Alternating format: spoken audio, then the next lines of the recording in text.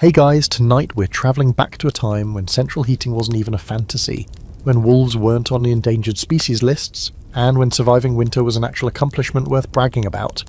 If your frostbitten lips could still form words, you're about to live through a medieval winter. Spoiler alert, you probably won't survive this. But hey, that's part of the fun, right? So before you get comfortable, take a moment to like the video and subscribe, but only if you genuinely enjoy what I do here. Let me know in the comments what city you're watching from and what time it is where you are. Now, dim the lights, maybe turn on a fan for that soft background hum, and let's ease into tonight's journey together. The first frost doesn't sneak up on you. It comes in with a silence that feels ominous. The air changes, thinner, meaner, your breath starts fogging up in the morning. Curling like smoke before vanishing into the grey skin, the grass that yesterday bent under dew is now stiff and brittle beneath your worn leather boots. Somewhere nearby, a dog whines and curls tighter into itself. You know what's coming, and so does the dog. You're a peasant. Let's just get that out of the way. You live in a timber and daub hut with a thatched roof that leaks in 3 distinct places. Your insulation is moss and wishful thinking. No glass in the windows, just wooden shutters you close at night and hope nothing with teeth scratches at. You can feel the cold pushing in already, like it's testing your defences, just waiting for the sun to disappear so it can take the night. Your village isn't much, just a cluster of low, smoke-breathing huts near a field that's already turned hard and useless. The last of the cabbages were pulled from the dirt 2 weeks ago. The pigs were slaughtered shortly after that. The chickens still strut around like they own the place, but even they seem more reserved, puffed up like tiny feathered blimps against the wind. Everyone's quieter now. Even the children, usually a shrieking tangle of limbs and snot, stay closer to home. This time of year, there's no harvest joy. No celebration, only calculation. You watch the sky, you count the root vegetables, you listen for coughs from your neighbours. Winter isn't poetic here. It's not soft, not sparkly. It doesn't bring hot chocolate or snowmen. It brings stillness, hunger, bone-deep fatigue. It arrives not as a single event, but as a slow, creeping enemy, one that lingers for months and steals from you piece by piece. One historical fact: most peasants didn't have chimneys. Let that sink in. Your fire just sort of lives in the middle of your single-room hut, smoke drifting upward and out through a hole in the roof. If it's not clogged by snow, the upside, the smoke helps fumigate the rafters where the lice live. The downside, you're inhaling it all night. Your lungs ache by January, your eyes sting, your throat scratches constantly. But it's better than freezing to death. You spend your days watching the weather and watching your fire. Each log you burn now is one you might miss later. You think you've prepared, stacked enough wood, smoked enough meat, patched the roof, but winter always asks for more. The cold gets into places you didn't think it could. You're sleeping fully clothed now under every scrap of wool you own. There's no such thing as pyjamas. There's just layers and hope. And then there's the weird stuff. One fringe belief that floats around your village is that if you sleep too late on the morning of the first frost, evil spirits can enter your body through your mouth. So people wake early. They mumble half-remembered prayers. They sit in the cold, cross-legged, staring into the coals like they will spring into existence with enough concentration. It doesn't work, obviously, but rituals give a sense of control, even if the frost ignores them entirely. Scholars still debate just how uniformly brutal winters were across medieval Europe. Was it really as bad everywhere, every year? Some argue that climate patterns like the onset of the so-called Little Ice Age in the late Middle Ages meant earlier and harsher winters in some regions. Others say we over-romanticize or over-vilify it, that the cold varied greatly and in many years was survivable with proper preparation. But if you're living in a 14th century village in northern Europe, you don't need a debate, you need a miracle, and a dry pair of eggs. Speaking of which, your socks are soaked. The leather shoes you wear are about as waterproof as bread. And now that frost has settled into the mud, your every step crunches and squishes with this weird mixture of ice and slime. If your toes aren't already numb, they will be by evening.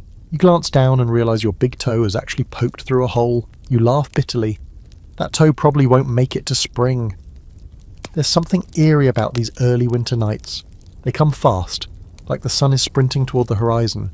1 minute it's late afternoon, the next it's pitch black and you're lighting a rushlight. Just a piece of dried plant stalk dipped in animal fat. It smokes like it's dying and gives off about as much light as a flickering memory. You sit by the fire, not to read or knit or journal, what are you, royalty, but just to stare into it. Sometimes, if the wind's just right, you can hear it howling across the trees like it's angry, like it's looking for something, or someone. You make the sign of the cross, not because you're religious necessarily, but because not making it feels like a risk you can't afford. Winter's coming, and it's not just a season, it's an ordeal. You won't be fighting battles or slaying dragons, you'll be doing something harder, staying alive, one freezing night at a time. You start noticing who's prepared and who isn't, that neighbour with the fat root cellar and 2 pigs' worth of salted meat. He walks a little taller, his boots look newer. He's got a smug glint in his eye, like winter's just a mild inconvenience he'll outlast while the rest of you gnaw on bark. Then there's the old widow 3 huts down, barely able to walk and with nothing but a scrawny hen and a few onions to her name. Everyone talks quietly about how she won't see spring. No one says it to her face, of course, but you all know. That kind of thing just hangs in the air like the cold. Stockpiling for winter isn't just a chore, it's a gamble. You spent months preparing for this. You dried apples till they looked like wrinkled little fists. You pickled turnips in cracked ceramic jars.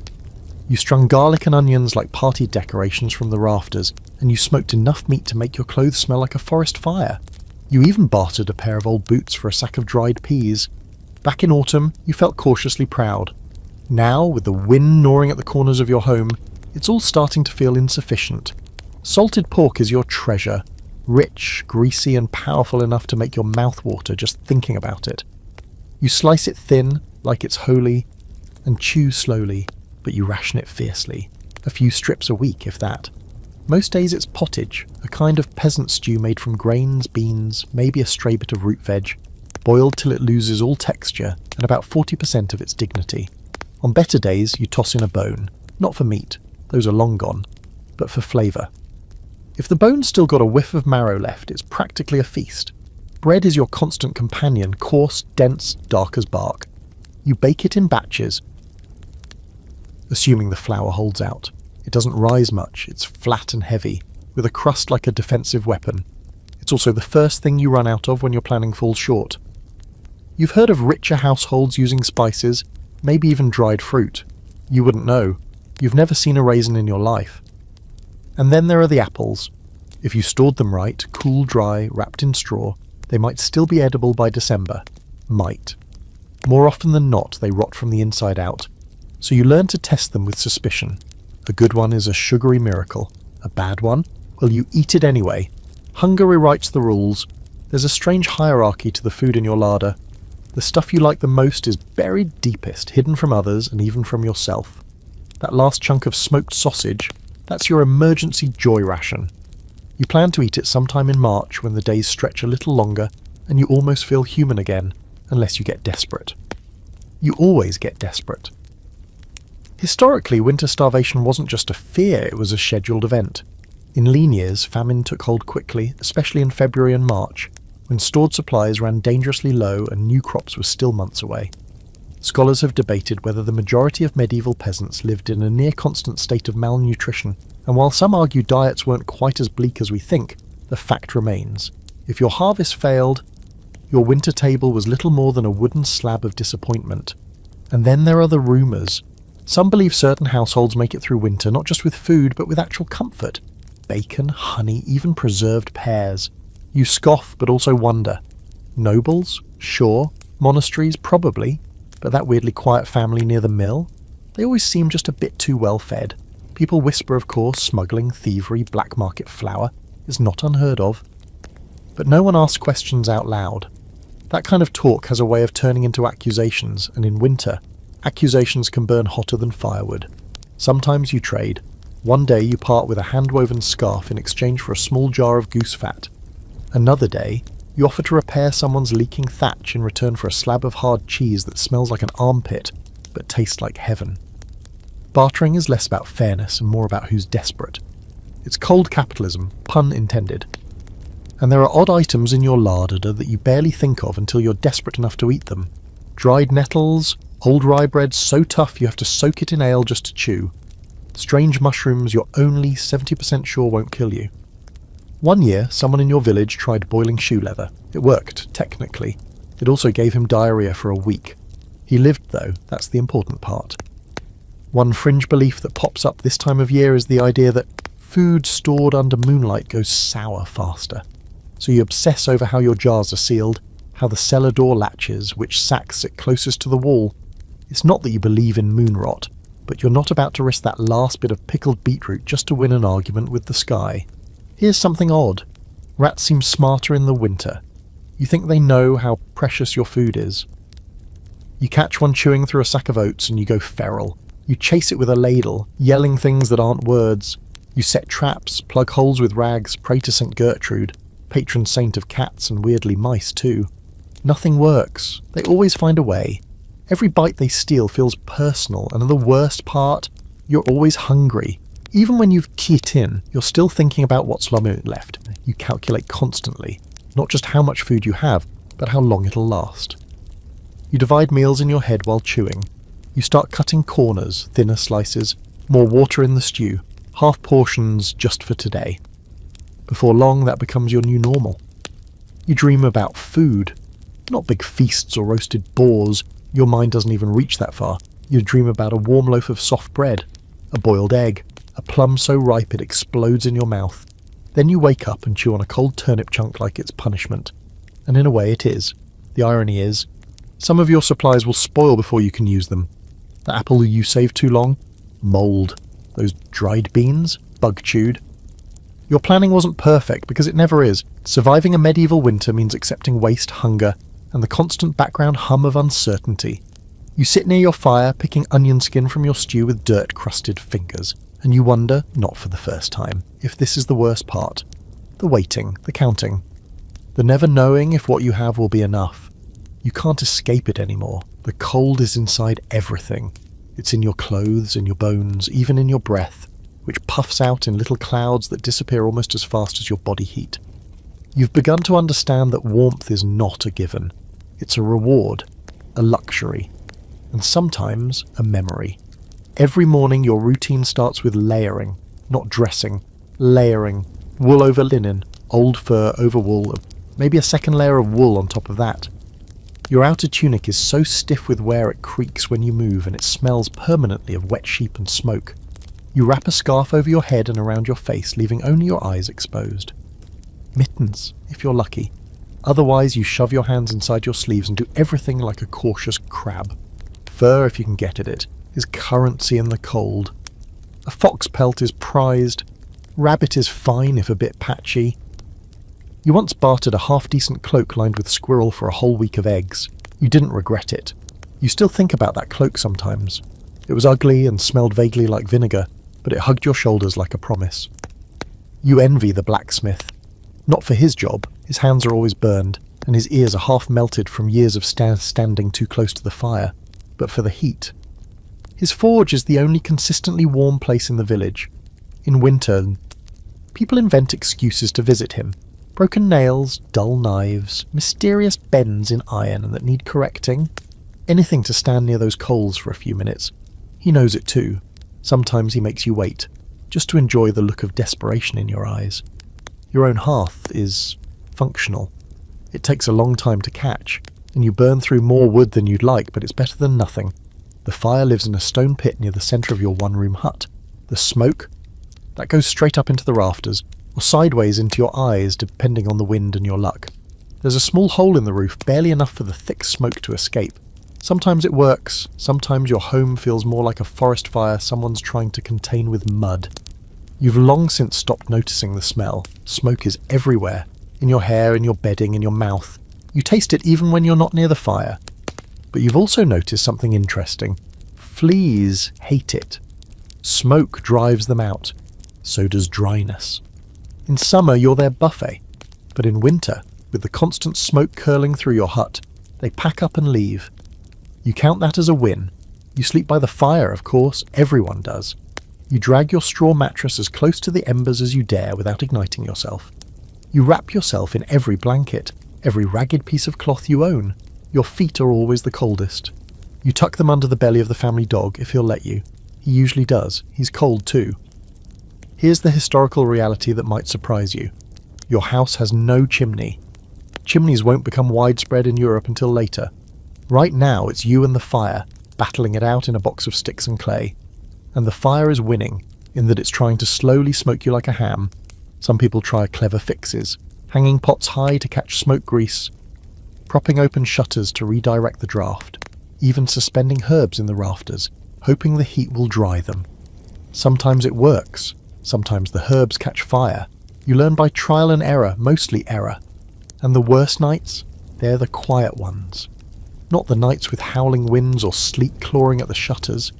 No, it's the dead still, black as pitch nights that feel the most dangerous.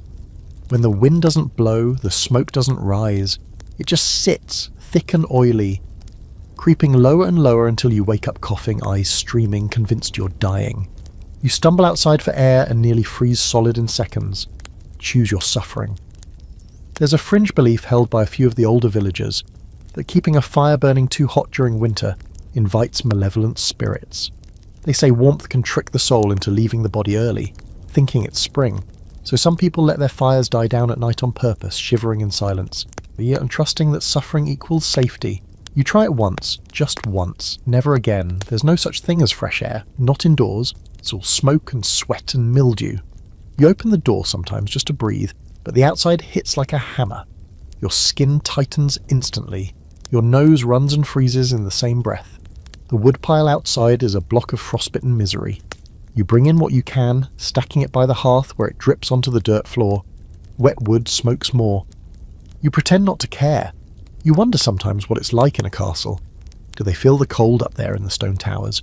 Or do they have braziers and warm cloaks and endless servants to stoke the fires? You've heard tales, tapestries to block the draught, heated stones slipped into beds, feather mattresses. Sounds made up, but you let yourself believe it. Even if it's only true for the lords, at least someone isn't suffering. That counts for something, doesn't it? Scholars argue about how warm medieval homes really were. Some claim that with the right insulation, wattle and daub, a central fire, tight thatch, temperatures indoors could stay surprisingly livable. Others say these houses were barely a step up from tents. You don't need the debate. You know what your own breath looks like while you're still indoors. And now your nose is always cold, your toes too. You move less during the day, not because you're lazy, but because every movement costs warmth. You become efficient. You sit by the fire, you mend what needs mending, you stir the pot occasionally. When nature calls, you delay as long as possible. The outhouse is a cruel joke. In the dead of winter, it becomes an icy chamber of regrets. At night, your dreams get strange. Not nightmares exactly, more like distortions. Memories of summer, of warmth, of green things. You wake confused, clutching your blanket like it can take you back. Then the cold creeps in again, casual and merciless, and reminds you where you are, but you're still here, still breathing. You manage a smile through chapped lips. The fire's still burning even if it smokes like it resents you.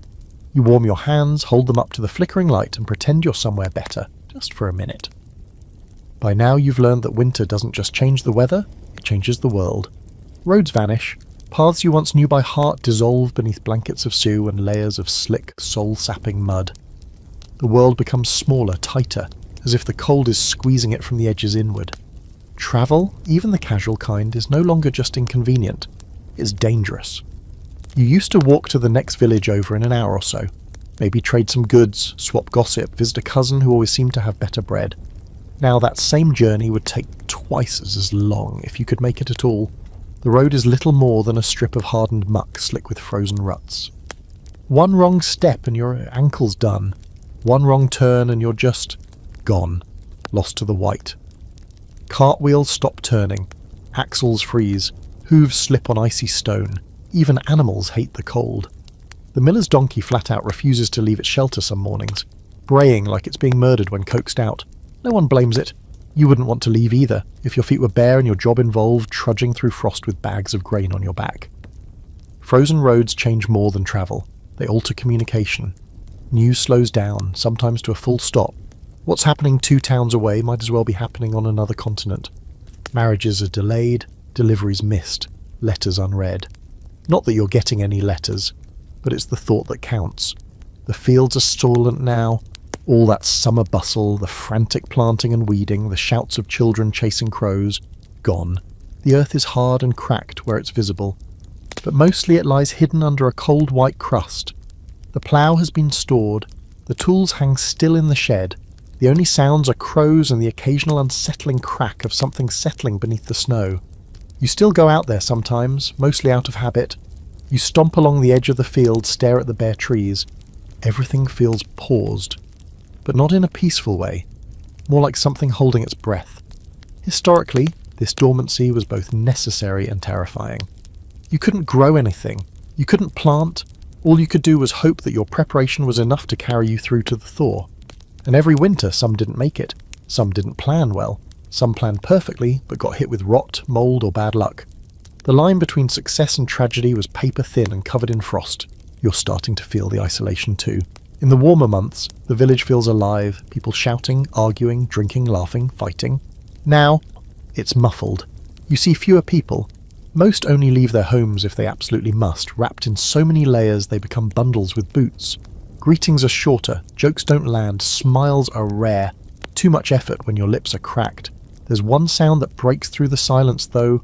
Church bells, still clanging on Sundays, still calling everyone to shuffle their frozen bodies into the chapel and pretend to focus while quietly wondering whether there'll be warm ale waiting afterward. But we're not there yet, that's another section. There's also the odd phenomenon of ice roads, rivers and canals that once frozen solid briefly become usable as roads. You've heard of it happening in bigger towns. Some even move entire market stalls onto the ice, skating goods from one end of town to the other. It's clever. It's also terrifying. Ice can crack, people fall in. Every winter someone gets bold, takes a shortcut across the ice and ends up as a frozen cautionary tale. You've thought about trying it yourself, but you're not bold. You're hungry, cold and cautious. That's what keeps you alive. One weird little fact you can't confirm. Someone once claimed you can hear the snow falling if the night is quiet enough. You try it once, lying on your back just outside your hut, staring up at the heavy grey sky. You close your eyes, you listen, and maybe, just maybe you hear it. The tiniest hiss, like cloth rubbing against itself. It's probably the wind, or your ears lying to you, but it feels real enough in the moment. Scholars still argue whether medieval roads were truly impassable in winter. Some say the idea is exaggerated, that people got around just fine with sleds, winter boots, or just really stubborn attitudes. Others say winter turned travel into a last resort situation. Something you only attempted if staying put meant starvation. You're not a scholar, but you know your boots are splitting at the toe and your knees scream every time you slip in the muck. That's your answer. If you absolutely must travel, say, to fetch medicine from the healer or deliver a message to the reeve, you take every precaution. You bundle up in every woolen scrap you own. You fill your pockets with salted nuts and dried apples just in case. You carry a staff to catch yourself if you fall, and you pray. A lot. You've passed the bones of travellers before. Old ones, half buried under a tree, a shattered cartwheel nearby. Maybe they were caught in a storm. Maybe they just got tired and sat down, hoping to rest for a moment. That's the thing about snow, it muffles cries for help. You could be 10 feet away and never hear them. Some winters, the snow comes hard and fast. Other years, it teases light flurries that come and go without commitment. But when it truly settles in, it transforms everything. Your village becomes a white dot on a blank canvas. You feel less like a person and more like a sketch. And you start to understand something unspoken. Winter isn't a backdrop. It's a force. It reshapes the world in its own quiet, crushing way. And still, life goes on. Barely. People adapt. They huddle closer, walk slower, talk less. Fires burn lower. Food is stretched thinner. But hearts strangely stay stubborn. You start to see beauty in the frost patterns on your shutters. You listen to the snow crunch under your boots and find it oddly satisfying. The sun, when it shows itself, feels like a miracle. You stand at the edge of the road one morning, watching a group of villagers shovel a path through the drifted snow. They work in silence, steam rising off their backs. It's not camaraderie, it's necessity. But in that necessity, there's a strange kind of peace.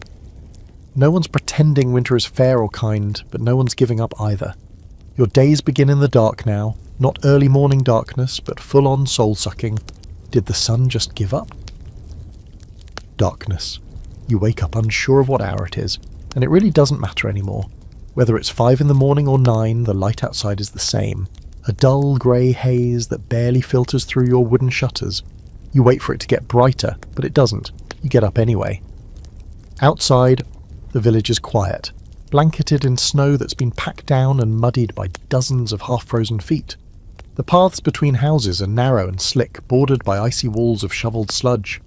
Nobody strolls anymore. People walk like they're avoiding traps, slow, hunched, one cautious step at a time. Everyone's had their slip, you've had yours. Your tailbone still remembers. The roads that once connected you to the rest of the world are buried beneath a thick crust of ice and snow.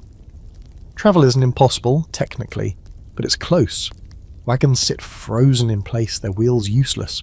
Horses are stabled or loaned out only for emergencies, and even then, only the strongest can haul through this mess. Carts get replaced by sledges, dragged by hand. Everything takes longer. Everything hurts more. The silence becomes its own character. Fields lie in frozen silence, trees skeletal against the sky. The birds that once annoyed you with their constant chirping are gone. You used to curse their squawking in the morning. Now you kind of miss them. The only birds around are crows, which is never a great sign, historically speaking. The sky hangs low, heavy, like it's thinking about something awful. The clouds don't move, they just press down, casting a leaden pall over everything. The air smells sharp, metallic. If you're lucky, it doesn't snow that day. If you're not, it dumps inches of white misery onto your roof and you spend half the afternoon shoveling before it hardens into something you need a pickaxe to deal with. And here's the fun twist. You're the snowplow. You and maybe 2 other miserable villagers with bent backs and warped wooden shovels are the only thing standing between a usable road and a death trap. Your shovel is basically a slab of wood nailed to a stick. It creaks. Your gloves are soaked through in 20 minutes. And the cold makes your fingers feel like someone else's, but you keep digging, because if the road stays buried, you're cut off from the village square, from the well, from the chapel, from the blacksmith who still has warmth and ale, and maybe a few scolding jokes about your shoveling technique. You clear the path not just to walk, but to survive. The economy slows with the snow, fewer people travel, fewer goods change hands, and there's no real farming to do. So everyone gets stuck indoors more often than not. That sounds nice, until you realise what happens when you cram multiple human beings, some livestock, and all your drying vegetables into a single smoky room for weeks on end. You start to forget what fresh air tastes like. You start to learn exactly how much you hate the sound of someone chewing. Your boots crunch with every step, a satisfying sound until your foot slips on a patch of invisible ice, and you go down hard. You lie there for a second, staring up at the sky and reconsidering your life choices. Then you hear someone laugh. It's old Gernot. He's missing half his teeth and is bundled in what appears to be 3 separate cloaks stitched into one giant garment. He helps you up, slaps you on the back and mutters something that sounds like, "Should have stayed in bed." He's not wrong. One peculiar fact. During some medieval winters, roads actually improved in a weird way. When the ground froze hard enough, it became smoother and more passable, especially in marshy areas that were usually too mucky for carts. So in a twisted bit of seasonal logic, frozen swamps made for better highways, if you didn't mind the risk of the ice suddenly deciding it wasn't thick enough after all. You hear stories of people skating across rivers, even racing sleds on frozen lakes.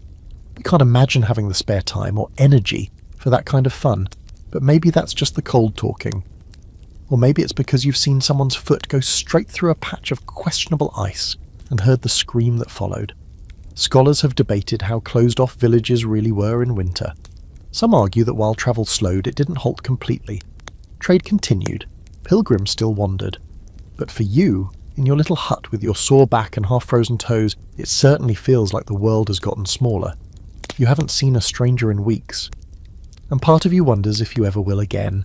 You do leave the village once in a while, not far, maybe to check a trapline in the woods, maybe to visit your cousin 2 farms over and swap horror stories about how thin your turnip soup's gotten.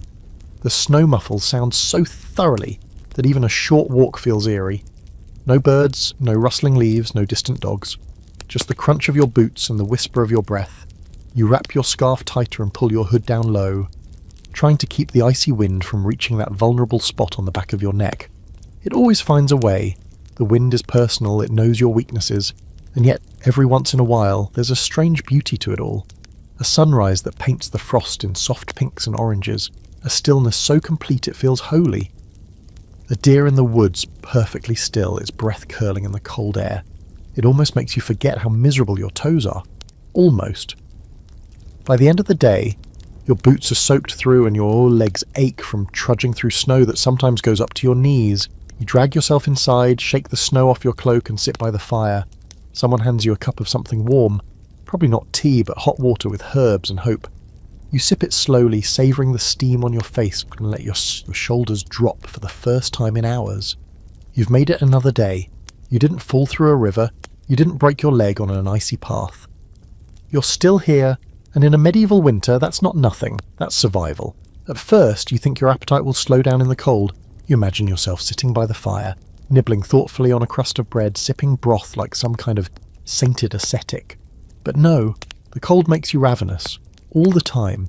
Your body is working overtime just to keep your blood from turning to slush, and it demands fuel. Constantly. The problem is, your diet has shriveled to the nutritional equivalent of a sad shrug. You start your mornings with gruel. Not oatmeal, not porridge. Those are words with hope in them. No, you get gruel. Thin, grey, bland. Made with barley or oats or whatever grain hasn't been eaten by mice or gone rancid. You cook it in a pot that smells faintly of last night's dinner and the dinner before that and possibly the week before that. There's a rhythm to the stirring. You scrape it off the sides, let it boil just enough to bubble up like it's protesting, then slop it into bowls. No one talks during breakfast. Partly because it's too cold, partly because there's nothing new to say, and partly because chewing with frozen lips takes real focus. You eat fast. Not because it tastes good, it doesn't, but because it's warm. Warmth is a temporary luxury and you chase it however you can. Lunch doesn't really exist anymore. Maybe you gnaw on a crust of bread if one's going stale. Maybe someone hands you a turnip and you just bite into it like an apple, pretending the crunch is satisfying. It's not. But there's something comforting about the weight of food in your hand, even if your jaw gets tired halfway through. Dinner is the event. Everyone huddles near the fire while someone stirs the pot. Again, always the pot, always the stew or soup or sludge. It's barley again, maybe with a few wrinkled beans tossed in for variety. On exciting nights, you drop in a sliver of meat. Just a sliver, a shaving, a whisper of bacon from a pig you barely remember slaughtering months ago. The flavour is distant but real, and it sends your stomach into a frenzy. You catch yourself dreaming about foods you've never even tasted. Roasted goose with honey glaze, warm milk with cinnamon, loaves of soft, steaming bread pulled from ovens you'll never see. You don't even know what cinnamon smells like, but your mind fills in the blanks. Medieval diets in winter were simple out of necessity. Fresh vegetables, gone, dairy. Maybe if your cow hasn't frozen her udders off or dried up completely. Eggs, rare, unless your chickens are feeling generous, which they aren't. You might catch one laying every now and then, but mostly they stand around puffed up like tiny judgmental snowballs muttering to themselves. You supplement your diet with dried things, apples, pears, herbs, dried leeks that rehydrate into something vaguely edible if you simmer them long enough. You add them to everything just to pretend you've still got options, and if you're lucky, or desperate, you chew on old cheese, the hard kind, the kind that could dent a table if you dropped it. It's sharp and smells like betrayal, but it gives you fat and salt, and that's all that matters. One weird little detail, ale counts as food, at least the kind you drink daily. Small beer, as they call it. It's low in alcohol and high in whatever nutrients barley and yeast leave behind. Plus, it's safer than water, which often freezes or turns questionable after sitting in wooden barrels too long. You drink it warm when you can, tepid when you must. Children drink it. The elderly drink it. Your grandmother probably gets through the day on beer alone. You hear whispers about noblemen dining on roast swan and candied fruits during winter, sipping hot wine from pewter goblets while their fireplaces blaze and their dogs lie fat and spoiled on furs. You wonder if any of it's true. You hope not. Envy burns too hot and firewood is already short. Still, not everyone's eating like you. The monastery up the hill, those monks eat better, you're sure of it. They've got cellars full of preserved fruits and honeyed breads, salt fish and pickled eggs. You caught a glimpse once helping deliver firewood in exchange for a heel of crust.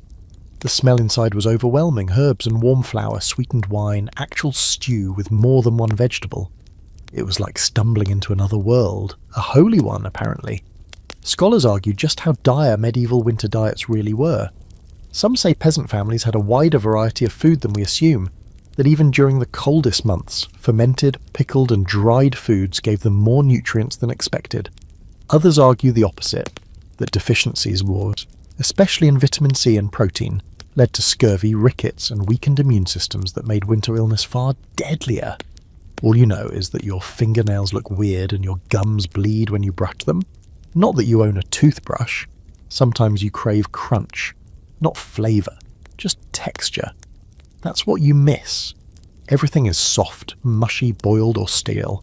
You once tried biting into a carrot from storage. It was half frozen and made your teeth ache, but the snap was worth it. You shared it with no one. You ate it behind your hut like a criminal. And let's talk salt. Salt is everything. It preserves meat, it flavours broth, it keeps your brain interested in what your mouth is doing. You treat your salt like gold. You store it in a wooden box wrapped in cloth, and when you use it, you sprinkle with reverence. Too much and it's wasteful, too little, and your food tastes like despair. You've even caught yourself licking your fingers after eating, not for etiquette, but because those last grains of salt feel sacred. Your tongue catches the flavour and you close your eyes, pretending you've had more than you actually did. One truly cursed winter when you were younger, the food ran out early. You remember your mother boiling nettles, collecting bark from trees, even drying strips of leather and boiling them into soup. You didn't ask where the meat came from, you just ate it. You're still not sure whether that was smarter or not. And now, every winter, you prepare like it'll be that bad again. You hoard, you count, you hide things even from your own family. A crust here, a jar there, you're not proud of it. But when March comes and everyone's shivering with hunger, those secrets might be the difference between making it or not. Some nights the hunger gnaws harder than the cold. You wake up in the dark, stomach tight, mouth dry, teeth aching, you imagine food, you imagine warmth, and then you force yourself back to sleep. Because dreams are the only place the stew pot is full. You stop thinking of ale as a luxury. At some point it becomes just hydration. You don't drink water if you can help it. Not because you're fancy, but because the water in the village is either frozen solid or suspiciously murky. It comes from the well, but who knows what's crawled in, or worse, died in it. And anyway, the buckets freeze the moment you bring them home unless you set them directly by the fire, so you drink ale. Everyone drinks ale, even the kids. You start your day with a mug of weak, cloudy beer that tastes like wet bread and old barley. It's barely alcoholic, if at all, just enough to kill the stuff that would kill you. It warms your stomach a little, not much, but more than nothing, that warm buzz in your chest, that's comfort, or maybe just gas. Hard to tell these days. Brewing is a winter chore in its own right. You've watched your cousin's wife do it, hunched over a vat in the corner of their hut. She mutters to herself while stirring the mash, the steam curling around her like a protective spirit. It smells like grain and wood smoke and yeast. Not terrible, actually. She adds herbs sometimes, or old bread, or whatever's left. There's no recipe, just instinct, and once tragically dead mice. But that batch never made it past her nose, and she dumped it without flinching. You respected her more after that. Most households have their own brewing schedule. You rotate barrels. The trick is to always have something fermenting, something ready, and something you can drink today. You get used to the taste, flat, slightly sour, but familiar. Comforting, even. It's not about the buzz. It's about survival. Historically, this small beer was a staple in winter diets. Because it used boiled water in the brewing process, it was safer than drinking straight from the well or stream, especially when contamination was more of a certainty than a possibility. Ale gave you hydration, calories, and a little morale boost in one brown, foamy package. It wasn't party fuel, it was breakfast. Once in a while, someone brings out the real stuff, stronger ale, thicker, darker, more flavourful. You sip it slow because you know you won't see more anytime soon. It warms you more than the fire, not just in your belly, but in your mood. You laugh a little easier, your shoulders unclench. For just an hour, the cold doesn't own you. But too much strong drink in winter? That's a gamble. You've seen what happens. Your uncle got drunk once in January, wandered outside to relieve himself and passed out in the snow. He lost 2 toes. Now he limps and curses a baby tit every time someone passes the jug too many times. Lesson learned. One fringe belief you've heard, probably from someone who'd had too much ale, is that drinking during snowfall makes your soul wander. Something about the air being too thin, the veil too light. You're supposed to stay sober on certain nights, especially during a new moon. You don't know if that's true. You've never felt your soul wander. but you've definitely felt your legs betray you on slick snow while slightly buzzed, and that's close enough. By midday, if you're lucky, there's a warmish drink waiting at home. Maybe someone's boiled up a batch of ale with some honey stirred in. That's rare. Honey is precious. But every now and then someone trades for a pot of it. You sip slowly, savouring the way it coats your throat. It almost tastes like luxury. Almost. You hear that the monastery brews a different kind of ale. Darker, heavier. Beer, they call it. You've never tasted it, but people say it's thick enough to be food. A single mug could hold you over for hours. That's probably nonsense, but you dream about it anyway. A drink that fills you up like stew? That's practically divine. Scholars argue over how widespread and nutritious small beer really was. Some insist it was a lifesaver, a source of clean hydration and calories. Others think we romanticize it, that it was more of a side beverage than a staple. But for you, here in the pit of winter, it's everything. It's the liquid thread holding your sanity together. You ration it. Carefully, you dip a mug into the barrel like a priest anointing someone. You sip. You make it last. Even the dregs, sour as they are, get used. Poured into stews or drunk with a pinched nose and a whispered prayer. You try not to get drunk. No one really wants to be drunk in winter. Not here. Drunk means careless. Drunk means cold winds. It sneaks under your coat, slows your reflexes, makes you forget to close the door, makes you sleep too deeply. You don't want that. What you want is warm. And warm lives in the bottom of your mug, just enough to push back the frost not invited in. There's a strange comfort in the ritual of it. Brewing, storing, sipping, something steady in the chaos. When everything else is frozen or dying or breaking, the ale is still there, still bubbling, still waiting. It's one of the few things winter hasn't fully stolen. You think about how strange it is, this whole system. Water turns to poison, beer becomes safety. It's the opposite of how the world's supposed to work. But you've stopped questioning contradictions. You've stopped questioning much of anything. Now you just act. You survive. You drink. Sometimes, when the moon is high and the village is sleeping, you step outside with a mug in hand. The snow reflects the light in a way that makes everything feel dreamlike. You take a sip. The air bites your nose. Your breath curls into nothing. And you stand there, a small warm body in a big cold world, sipping safety by the mouthful. As soon as the sun sets, and honestly in winter, that's basically afternoon, your world goes dim. You move slower, speak softer, squint harder. Because there's no light. Not really. You don't get darkness like this in the modern world. You're not just turning off a switch or lowering the brightness on a screen. You're submerged in it, like ink poured into the air. Total black. You reach for things and miss. You speak into cub shadows. And then, in a small gesture of defiance, you light a candle. Or rather, you light something candle adjacent. Candles, the proper kind, fat, creamy, made from beeswax, are for rich people and the church. Your candles are stubs of tallow, leftover fat from slaughtered animals, cooled and congealed around a bit of rag. They don't smell great. Actually, they smell like you're roasting socks soaked in broth. But they glow. Kind of. You place your stub in a little clay holder and set it near your seat. It doesn't light the room. It barely lights your hands. But it gives you a tiny pool of gold in the middle of the void. And that's enough to function. Kind of. If you sit still. If you don't ask too much of your eyes. The candle economy is real. Wax is wealth. Tallow is necessity. And rushlights, dried reeds dipped in grease, are somewhere beneath that. They burn fast, sputter like they're offended to exist, and leave behind a smell that reminds you of wet dogs and overcooked onions. Still, you keep a bundle ready, tied with string, because once the fire burns low, your light goes with it.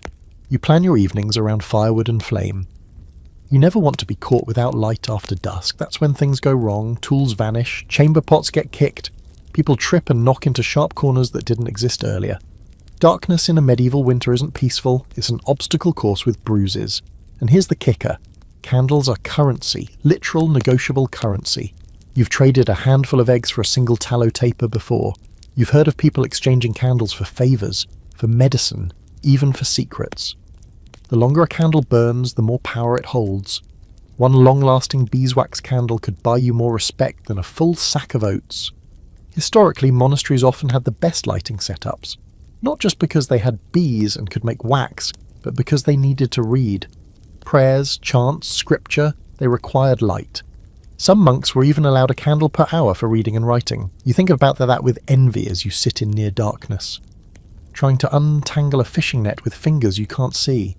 Scholars debate how much light the average peasant had access to. Some argue that we overestimate the darkness. There, with fires, torches, moonlight, and early bedtimes, people got along just fine. Others point to records showing that most homes only used one light source at a time, if any, and that peasants often shared firewood and grease with neighbours just to stretch their resources. You're living the second version. There's no fine about it. Your fire offers the most light, but it comes at a cost. Every log you burn is one less between you and hypothermia. You learn to move close to the flames. Not too close, you've singed your sleeve before, but just enough that you can use the glow to see your work. Mending clothes, cleaning tools, checking for lice, sometimes you just sit and stare into it, not because you're deep in thought, but because your brain is too tired to do anything else. You miss the sun. The real sun, that heavy golden light that used to pour through the window in the early hours of summer, hitting your face like a soft slap. Now even the midday sun feels filtered. Like someone hung a wet rag over the sky. There's no warmth in it, no colour, just a pale, cold reminder of what used to be. And so you live by flicker, firelight, candlelight, rushlight. Your world is shadow and glow. You learn to read things differently, not by colour, but by shape and shine. A glint means something's wet. A blur means someone's moving. You stop trusting your eyes and start relying on memory. You keep your light sources high, when you can, hanging from ceiling beams, mounted on walls. The higher they are, the more they spread, and the less likely they are to get kicked over and set your house ablaze. That's the other reason you fear darkness. Fire, not the kind that keeps you warm, the other kind, the unstoppable kind. One night last winter, a neighbour's rushlight tipped over into a pile of straw. The entire hut went up like dry tinder. It was quiet for about 20 seconds, just confusion and a faint sizzling. Then screaming, then nothing. You still see the smoke rising when you pass that village. It smells like burnt earth. And something else you try not to name. Fringe belief, time. Some folks say that spirits move in the dark corners of your home, especially during the long winter months. They cling to the walls, whisper behind curtains, hover above the bed as you sleep. Supposedly a lit candle can drive them off, but if it flickers, that's a bad sign. Some people watch their flames like oracles. You've caught yourself doing it too. You ration your candles like they're food. On some nights you go without. You sit in the dark, wrapped in every blanket you own, staring at the fire until it dies into embers. Then you lie down, not because you're sleepy, but because there's nothing else to do. Work ends when light ends, and sleep becomes your default. But even sleep is tricky. You wake up cold always. You roll over and try to find the warm side of the blanket, only to remember that the warm side is a lie. You sit up, fumble for the candle, strike the flint, and curse when it doesn't catch. The spark finally lands, the wick flares, and your face is bathed in that soft, flickering gold again. It's not much, but it's something, a tiny rebellion against the dark. The forest feels closer in winter, not physically, but in that creeping mental way, like it's leaning in. You look out past the last row of huts and the tree line seems nearer than before, its black shapes crowding the horizon like spectators at your slow-motion collapse. It's always there, just past the snowbanks, and it hums with a kind of quiet menace. You usually don't go near it this time of year. In the summer, it's a source of firewood, mushrooms, herbs, food if you know where to look. But in winter, the forest changes. It goes silent. The birds leave. The branches strip down to nothing, clawing the grey sky. And something else comes closer. Wolves. You've heard them before. Late at night, when even the dogs won't bark. Long, drawn-out howls that float in through the shutters and wedge themselves into your dreams. One starts, then another joins in, then another. You lie in your straw bed, frozen in place, trying to convince yourself they're far away. They never are. By morning you sometimes find tracks, not dog tracks, bigger, heavier, padded prints pressed deep into the snow near the edge of the village. Once they came closer, 1/2 mile in, circling the chicken coop. The hens were a nervous wreck for days. One even dropped dead from shock. You don't blame it. Here's your historical reality check. Wolves were common across medieval Europe, and in harsh winters they lost their fear. Hunger does that. They came into villages, snatched livestock, sometimes even stalked travellers on the road. There are records, gruesome ones, of entire carts being found overturned, Oxen half-eaten, drivers missing. You remember a story your grandmother used to tell about a man who went into the woods for firewood and came back without his face. No one knew what happened, just that his hands were frozen, his axe was missing, and something had chewed through his jaw. Was it wolves? Spirits? Something else? She always told it with a twinkle in her eye, like it was meant to keep you out of the trees. But now, with that same chill pressing against your windows, you wonder how much she made up. And the fear is real. Not dramatic, just constant, low level. A thread of dread that tugs every time you step outside after dark. You walk faster, head down, tools clutched tighter. You check over your shoulder more often than you'd like to admit.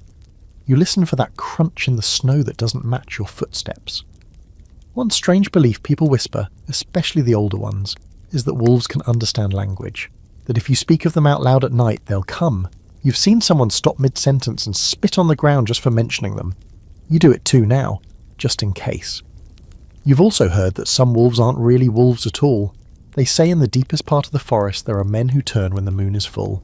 Not wolves exactly, something in between. You think it's superstition, obviously, mostly. Except one time, just before dawn, you saw a figure by the tree line, tall, hunched, animal-like. Too big to be a wolf, too fast to be a man. You blinked, and it was gone. You told no one. But you remember.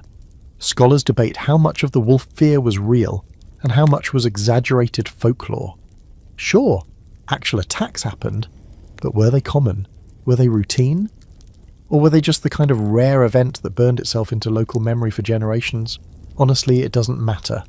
When you hear the howling, when you see the tracks, when your dog won't stop pacing near the door, you're not thinking about historical accuracy. You're thinking about how fast you can get back inside. The village has its own defences, loose ones. Some people hang bones or feathers outside their doors, charms meant to ward off predators. You've seen a woman draw chalk runes on the snowbank outside of her house. You've heard of people burning hair in their hearths for protection. None of it seems to work, but again, just in case. And let's not forget the dogs. Every family has at least one. Yours is a half-blind mutt with one ear, and a bark that sounds more like a sneeze. But when the wolves are near, he stands stiff-legged by the door and growls in his throat like he's ready to take on the entire forest. He wouldn't last 5 seconds in a real fight. But his heart's in it, and that's enough for now. The problem is, you still need wood, still need to check traps, still need to live. So eventually, you have to go out there. You plan your walks with precision. You take the path with the least cover. You hum while you walk, not for entertainment, but so the silence doesn't drive you mad. The trees feel taller in winter, the shadows deeper. Every snapped twig might be a squirrel, or it might not. You carry a knife, not because it would help much, but because holding it makes you feel braver. You've never used it. Hope you never have to, but it's there, cold and real and ready. Once you saw a deer carcass half-eaten in the snow, torn open from the belly, the ribs were picked clean. You crouched near it for a long time, wondering how fresh it was. The snow wasn't even disturbed by birds yet. That meant recent. You stood up, turned around slowly, and walked away without looking back. And still, after all this, life continues. You chop wood, you feed the fire, you collect kindling, you scan the horizon. Because wolves or not, the cold doesn't wait. The forest doesn't care, and fear doesn't put food in your bowl. But at night, when the fire burns low and the world outside turns black and full of teeth, you lie in bed and listen.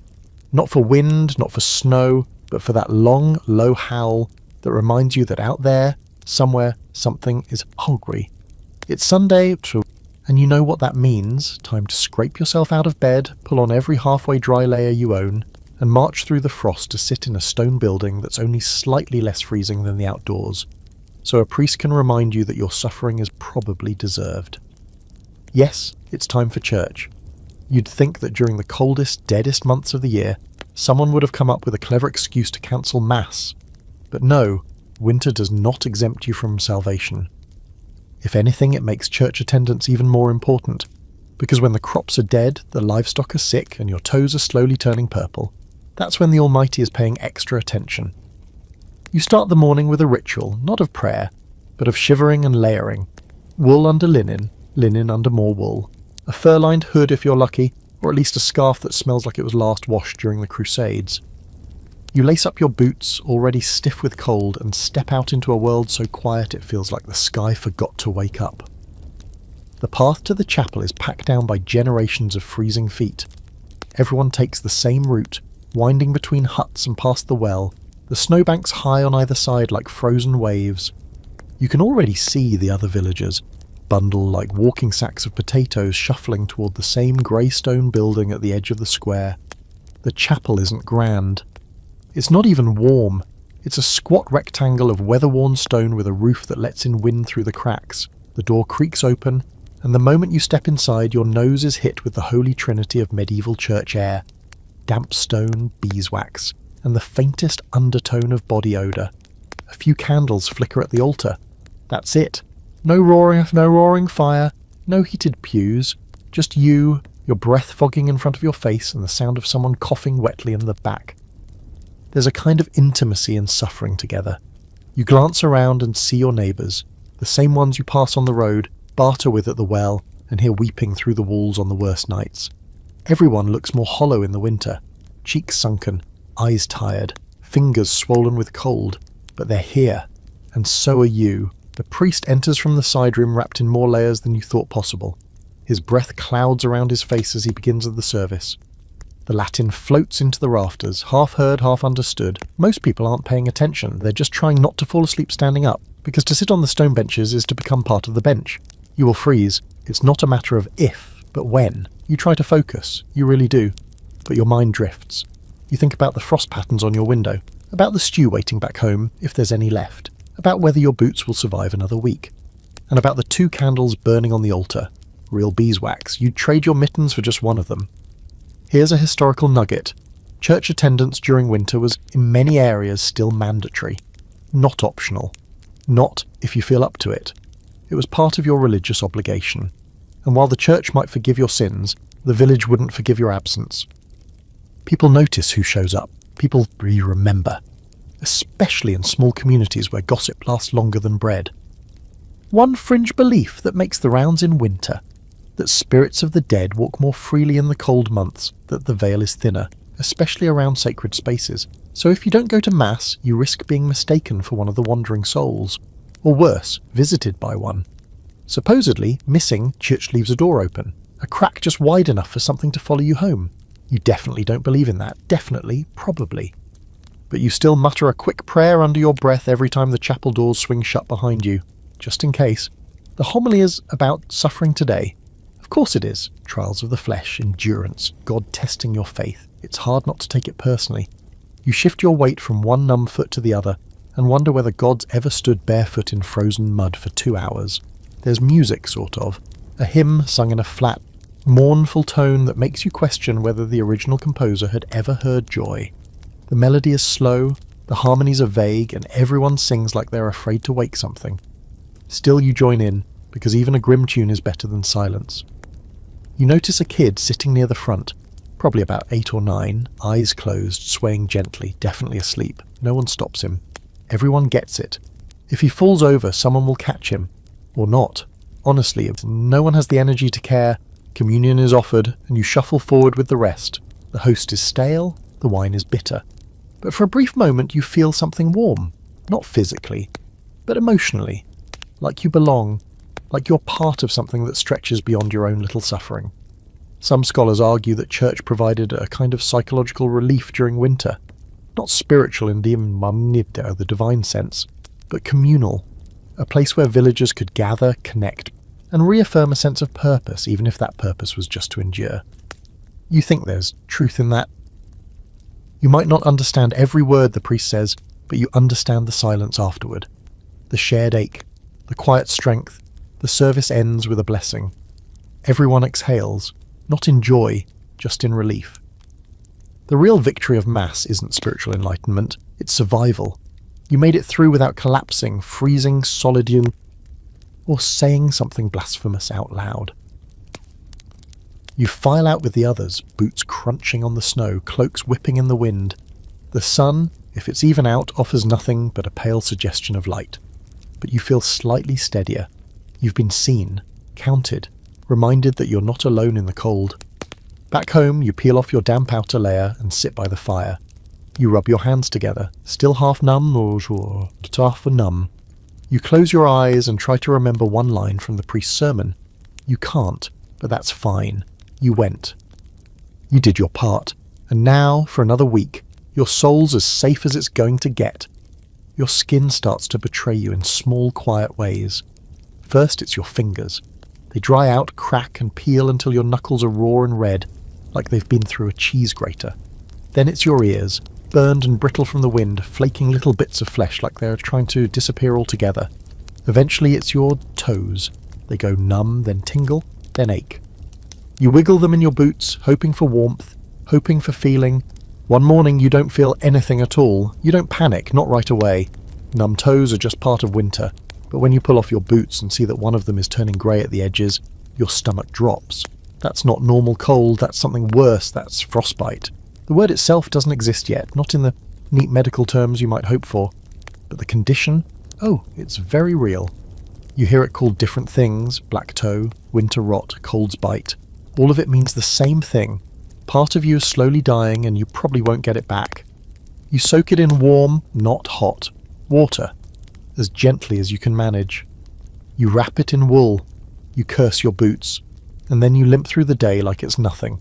Because what else are you going to do? It's not like the cold will wait politely while you recover. Chilblains too, that's the other winter gift. Your hands swell and itch until it feels like ants are crawling under your skin. They burn, they sting, then they scab over, heal unevenly and come back again. You see it on everyone, red, swollen hands with knuckles that look like cracked pottery. You try to hide yours at first. Eventually you stop bothering. There are no real cures, just suggestions. Some say to rub snow on the swelling. Others say to soak in cold water, then warm. One woman swears by goose fat. Another insists urine does the trick. You try them all to varying degrees of regret. And your nose, your poor defenceless nose, it runs constantly, even when you're not sick. It drips in the cold, then freezes halfway down your face there. You wipe it with your sleeve over and over until your cheek is rubbed raw. You can't remember the last time you looked in a mirror, probably for the best. You imagine you look like you've been slapped by the season itself. Then there's the quiet, creeping chill that settles in your joints. Your knees crack when you stand, your back stiffens if you sit too long. Your hands seize up halfway through a task, and you have to pry them open like rusted hinges. You're not old, not really, but winter doesn't care about your age. It just wants to turn you brittle. One strange belief that floats around the village is that the cold carries a kind of memory, that if you let it into your bones once, it stays there. It settles, sleeps. Then returns every year stronger. That's why the old folks shiver even on warm days. Their bodies remember what happened before. You're starting to believe it. You feel slower, heavier, like something invisible is dragging you backward. You try to stay by the fire as much as possible, not just for warmth, but to keep your circulation moving. You stretch your hands toward the flames until they ache, then pull back, then reach again. It's a dance, closer, closer, too close, pull away, repeat. You've burned yourself more than once, not from fire, but from desperation. You wrap your feet in cloth at night. Sometimes you stuff them inside warm ashes before bed. It sounds strange, but it works, until you roll over and dump soot into your blanket. You've learned to live with the mess. Clean is a summer concept. Scholars talk about the toll of cold on medieval bodies. Not just the frostbite and chilblains, but the fatigue, the slowed healing, the increased risk of infection. A simple cut takes forever to close. A bruised finger stays swollen for days. And any injury, no matter how small, becomes a liability. Because cold doesn't just hurt, it delays, it lingers, it weakens. You've seen a man lose 2 fingers after chopping wood without gloves. They turned black within days. The healer tried to save them, applied a poultice, whispered something over them. But in the end, they fell off, just dropped. You heard them hit the dirt. That sound stuck with you. And illness? Let's not even start. Well, actually let's. Because now that your skin's failing, your lungs want to join the rebellion. You start to cough, just a little, just enough to make you nervous. It echoes at night, sharp, dry, persistent. You wake yourself with it. You wake others. They don't say anything, but they hear you. You see it in their eyes the next day. Worry, distance, cold spread like rumours in the winter, quick, invisible, and mean. One sneeze in a crowded room and half the village is wheezing a week later. And once you're sick, you don't get better quickly. You linger in a state of half-illness, too weak to work, too healthy to lie down, just sick enough to be miserable. You try remedies. brewed herbs, mugs of hot ale, heated stones pressed to your chest. They help a little, or maybe you convince yourself they do. That's half the battle, belief. If you believe you're getting better, sometimes your body catches on. Sometimes it doesn't. One fringe idea that makes the rounds is that winter sickness isn't from cold at all, but from stale air. That too many people breathing in the same space, surrounded by smoke and dampness, poisons the lungs. You've heard of families digging small holes in their walls to let the bad air escape. Not exactly effective when the outside air does. It's trying to murder you, but still, people try. You cover your mouth when you cough, not for others, but for yourself. There's something shameful about it. Like you're failing. Like your body is giving up. You hide it as best you can, till hiding it becomes harder than the cough itself. And still you go on. You wrap your hands. You soak your feet. You sip hot broth and breathe steam from a cracked mug. You tell yourself the frostbite isn't spreading. You tell yourself the cough is just from the smoke. You tell yourself you'll feel better tomorrow. You probably won't, but you tell yourself anyway. The strange thing about winter isn't just how cold it is outside, it's how stale it gets inside. Your home, once a space you barely noticed, slowly transforms into a low-ceilinged box of smells, smoke, and sickly silence. The air hangs thick, unmoving, trapped in with you, and there's no escaping it. It starts with the fire. You need it, desperately, but it fills the room with a constant haze of smoke. Your eyes burn, your throat scratches. You try to ignore it, but after a few hours, everything you wear smells like you've been slow roasting over a damp log. You try adjusting the fire, cracking the shutter, poking the coals. Nothing works. It's smoke or frostbite. Take your pick. And then there's the people. Everyone huddled inside, all breathing the same air hour after hour, day after endless day. Your house is small, just a single room, maybe two if you're rich in dirt and curses. You've got your parents, your siblings, maybe a cousin or a grandparent, and probably a chicken or three for good measure. Nobody gets personal space. You shift, they shift. You sneeze. They pray it's not something worse. People start to cough, quietly at first, then more. A little chorus of illness echoing against the walls. One person gets sick, and it's only a matter of time before everyone does, because there's no way to separate, no way to quarantine. You can't exactly step outside and sleep in the snow to be considerate. When sickness comes, it moves fast. Fevers rise, sweat soak through straw bedding. The coughing gets worse, harsher, wetter. You learn to recognise the sound of someone trying not to let the rest of you know they're getting worse. It's in the way they muffle the cough into their sleeve, or walk to the door like they're just cold, not like they're trying to breathe air that hasn't passed through 7 other mouths first. You try herbs, of course you do. You hang dried bundles from the rafters, sage, thyme, rosemary if you've got it. Supposedly they purify the air, maybe they do. Or maybe you just start associating the scent of herbs with desperation. Either way, you keep them there. The healer, if your village has one, makes the rounds, bundled like a walking haystack. They visit the sick, listen to the chest, sniff the breath, poke the tongue. They might leave behind a pouch of something dry and bitter to steep in water. They might mutter a blessing under their breath. They might also shake their head and say nothing at all. You've seen people fade in winter, not in a dramatic, sudden way, but slowly. Their cheeks sink, their voices grow thinner, they sleep more, eat less, until one day they simply don't wake up. It's not always a grand, terrifying illness. Sometimes it's just everything wearing a person down at once. Here's a historical reality. Respiratory illness was the real killer in the cold months. Not just the plague or the famous medieval pandemics, but good old-fashioned lung rot, what we'd now call pneumonia, bronchitis, or tuberculosis. In a sealed room with no ventilation, full of damp straw, smoke, and human breath. Those bugs had a holiday. And the medicine, spotty at best. Some folks swear by honey and hot ale. Others suggest garlic cloves chewed raw. You've tried both. You're not convinced they do anything, but the ritual of it feels reassuring. Like you're at least doing something while your lungs stage a rebellion. A fringe belief you've heard since childhood, that demons travel on breath. That a cough releases not just illness, but something wicked. That's why people cross themselves when someone sneezes, or spit on the ground after a fit of choking. You used to think it was superstition. Now, huddled in a room that smells like damp sheep and ash, you find yourself whispering protections without even thinking about it. You also start paying attention to who's getting sick and who's not. The old?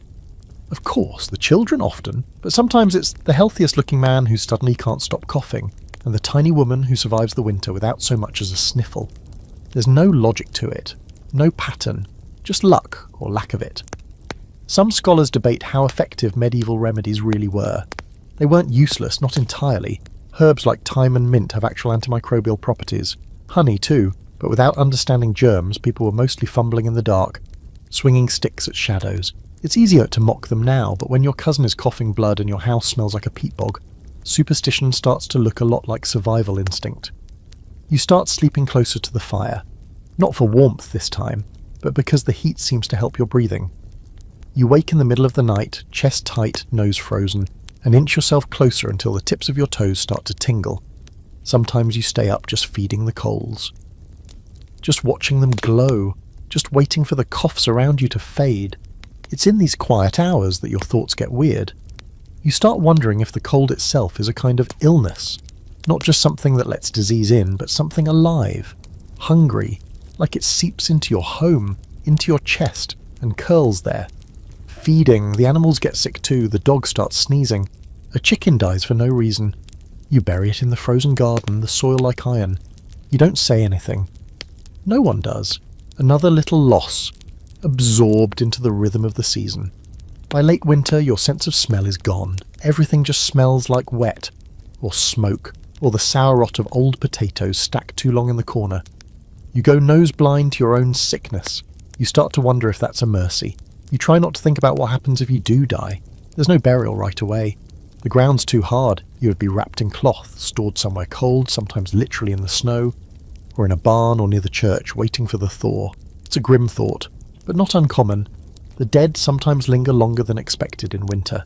And yet you keep going. You sweep the floor, stir the stew, boil herbs, breathe slowly through your nose. You drink hot ale and pretend it helps. You nod off in your chair, half dreaming, half listening to the fire. You cough, someone else coughs, it echoes. It's not dramatic, it's not a crisis, it's just winter. And you're surviving it. One breath at a time. Then just when everything seems completely locked under snow and silence, something strange happens. The rivers freeze. At first it's just a thin crust of ice around the banks, glinting like cracked glass. Then the edges stiffen. The current slows. One morning you wake to find the entire thing frozen over, solid and flat, as if winter has hammered at a sheet of pale stone across the water. It's beautiful, and a little terrifying. You test it with a stick, then a boot. Then two. You wait for that horrible crack that never comes, and then you do something completely insane. You step onto it. It holds. For a moment you just stand there looking down. Beneath your feet, frozen mid-motion, the water rests. Still, trapped, asleep. You can see fish shapes if you squint. You can see your own breath hovering in the air above you like a ghost. The village isn't moving, the trees are brittle statues, and for the first time in weeks you feel weightless. Cold, yes. But calm. This is a moment of medieval magic, though no one would call it that. The river in winter becomes a road, not every year, and not forever. But when it does freeze thick enough, people use it. Carefully, cautiously, but still they use it. The path that once took hours to navigate along winding, muddy trails is now a smooth, direct stretch of icy silver. Sleds glide across it. Some people even skate of a sort, strapping bone blades to their boots, pushing with sticks. It's rare, and you've never seen it yourself, but you've heard the stories from travellers, swans of people slicing across the ice like it's a dance floor. Of course, you don't own skates, you barely own boots, but you drag a sled across the river one day, wood and rope heavy with bundles of dried firewood. It's easier than dragging it through knee-deep snow. It still hurts your shoulders, but at least it slides. There's an odd silence on the frozen river. Your sled makes a whispering scrape. Your boots crunch, and that's it. No birds, no wind, no rushing water. It's like standing inside a held breath. Some in the village don't trust the ice, even when it's thick. They say it's unnatural, that rivers aren't meant to stand still. They believe spirits live in the water, and when it freezes, they get trapped and angry. You're not sure you believe it, but you also don't linger out there longer than necessary. You've heard of entire fairs held on frozen rivers in big towns, markets, games, even fires lit on the ice, people eating roasted chestnuts while watching acrobats perform on makeshift stages. It sounds completely ridiculous, and also unfairly like the best thing that could ever happen to a medieval winter. You imagine it at night. The whole world lit up like stars have come down to dance on the ice. You smile at the thought even as your teeth chatter. Still, rivers freeze unevenly. You learn to read the ice. White and bubbled is good. Clear and glossy is bad. Too thin, too new. If you can see the current below, don't step on it. If it groans beneath your feet, back up, slowly. Try not to think about the stories, because of course there are stories. There always are. Travellers who went through the ice and disappeared. Children chasing sleds into thin spots. Whole carts pulled by oxen that cracked through and vanished in seconds, swallowed by the thawing mouth of a river that had been still and quiet just moments before. You saw one once. A man's foot went through a weak patch. He dropped to one knee, screamed. The ice held barely, but he crawled off with blood on his boot and a look on his face, like he'd just stared into death. After that, he never went near the river again, not even in summer. Scholars debate how often people really used frozen rivers for travel. Some say it was rare and dangerous. Others argue it was surprisingly common, especially in areas with trade routes that crossed wide waterways. For you, it's not a debate, it's an opportunity. If it saves you an hour of trudging through drifts with a half-frozen sack of oats on your back, then yes, you'll risk the ice. There's a freedom in it too. On foot, through snow, you're slow and hunched and constantly sinking. On the river you move, you glide. Even if it's awkward and painful, it feels better than slogging. You almost forget your boots have holes. Almost. One quirky fact you learn from the old men near the forge: some say the river remembers who's crossed it. That if someone dies on the ice, their ghost stays beneath, knocking once for every footstep taken above. You listen for knocks when you walk, half out of fear, half out of curiosity. You never hear any. You're not sure if that's good or bad. Sometimes you just stand in the middle, no sled, no chores, and stare up at the sky. The grey is endless, but on rare days, the clouds part and show a hint of blue. A hint, that's all. And it's enough to make your chest ache a little with the memory of summer. You wonder how long the ice will last. No one really knows. It depends on the weather, which changes like moods. Some years the freeze lasts deep into March. Other years it thaws in February and makes travel impossible again. So you use it while you can. Like everything else in winter, it's borrowed time. Eventually the thaw will come. And with it, the danger, because melting ice doesn't warn you. One day it's solid, the next it looks solid but has turned to slush just beneath the surface. That's when people go missing. That's when the river takes things back. So you mark the days, you listen for the groan, you step lightly, and you keep your eyes on the bank. But until then, you walk the frozen river like it's a secret road, one carved by the cold, lined with risk, and whispered through by wind. It's the only time winter lets you move faster than fear. There's a phrase that floats around the village, low and grim, passed from frost-bitten lips like a curse no one dares name too loud. The lean months. No one has to explain what it means. You feel it in your belly, in the weight of your coat, in the empty corners of your pantry. It starts creeping in just after Candlemas, when the days are still cold but the calendar pretends spring is close.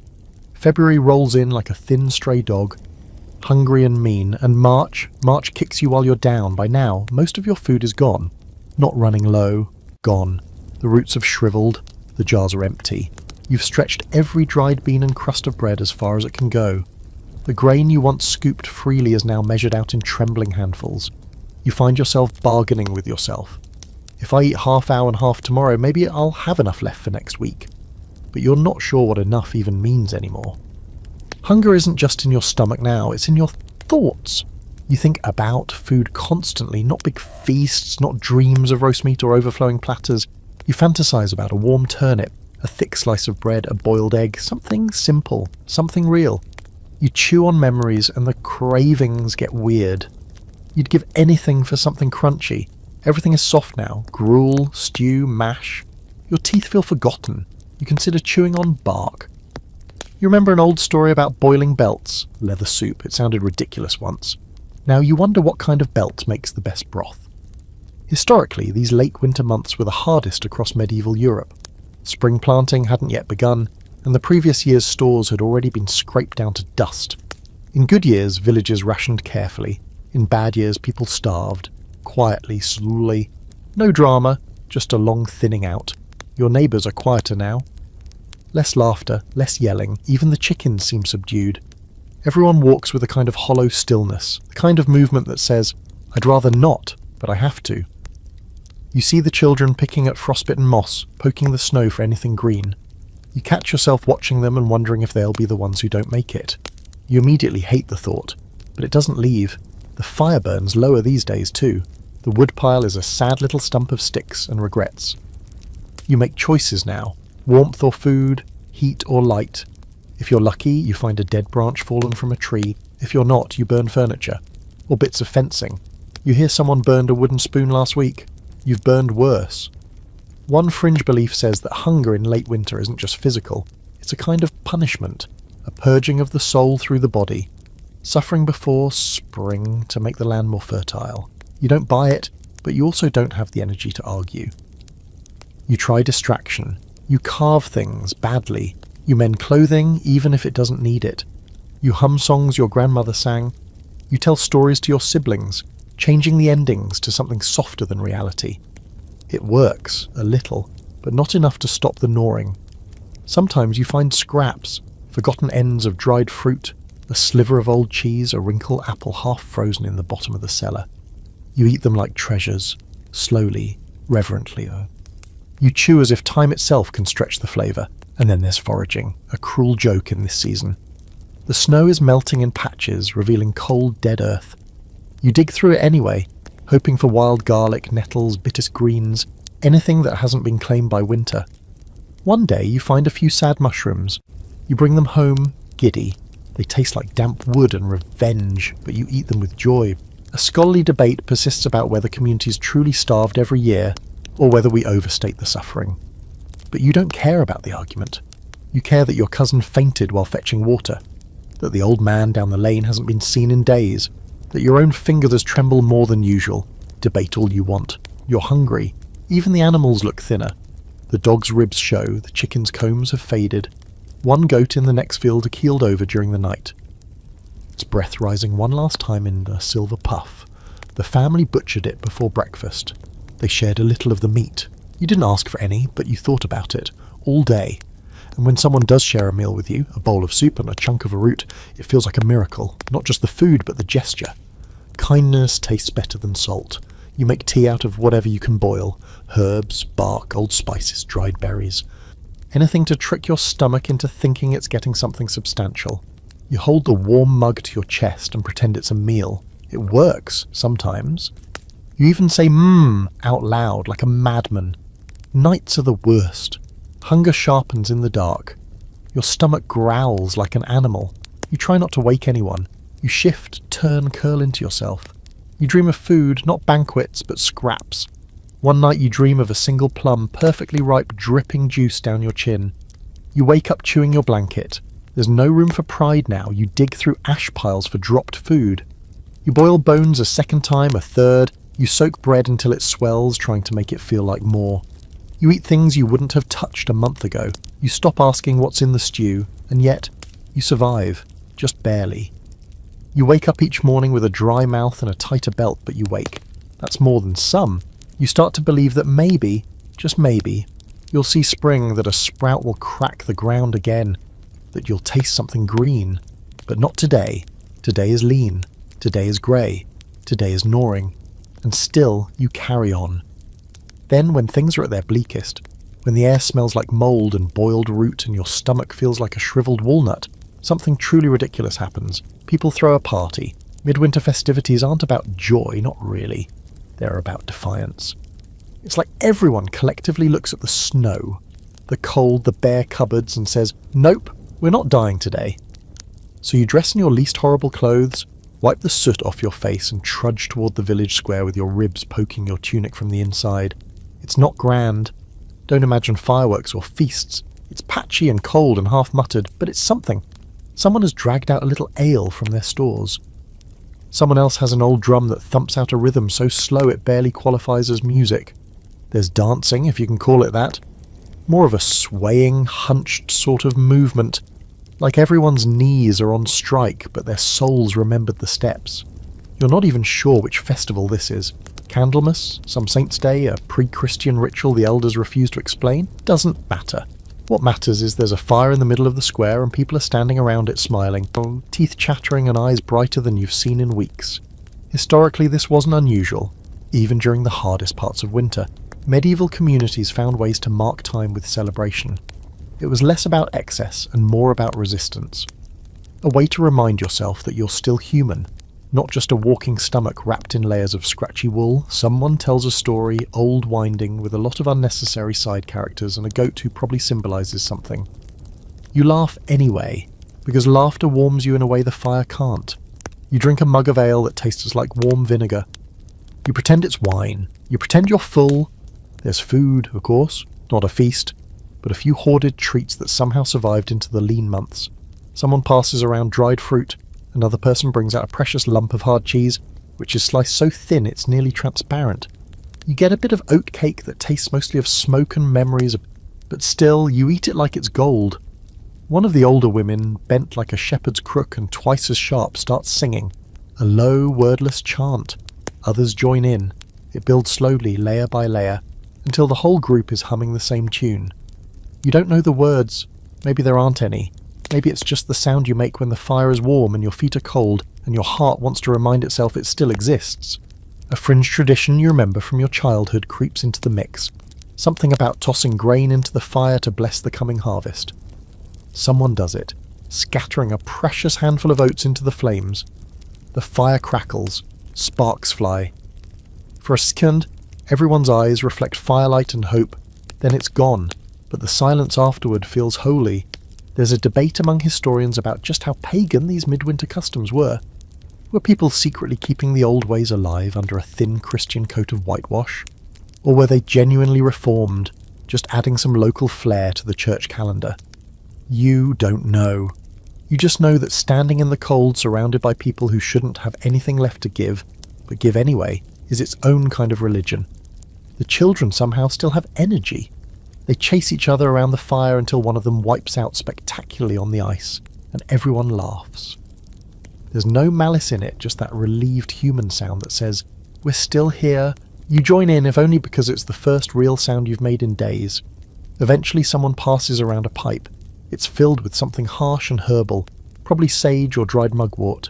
You take a pull. You cough so hard your ribs ache. But for a moment, your head feels lighter. You look up and realise you haven't looked at the stars in weeks. They're brighter than you remember. Or maybe you're just more desperate for light.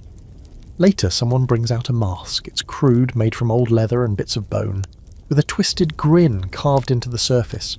They dance in it, slow, deliberate steps, like they're channeling something older than words. The children shriek. The adults chuckle nervously. You feel a shiver that has nothing to do with the wind.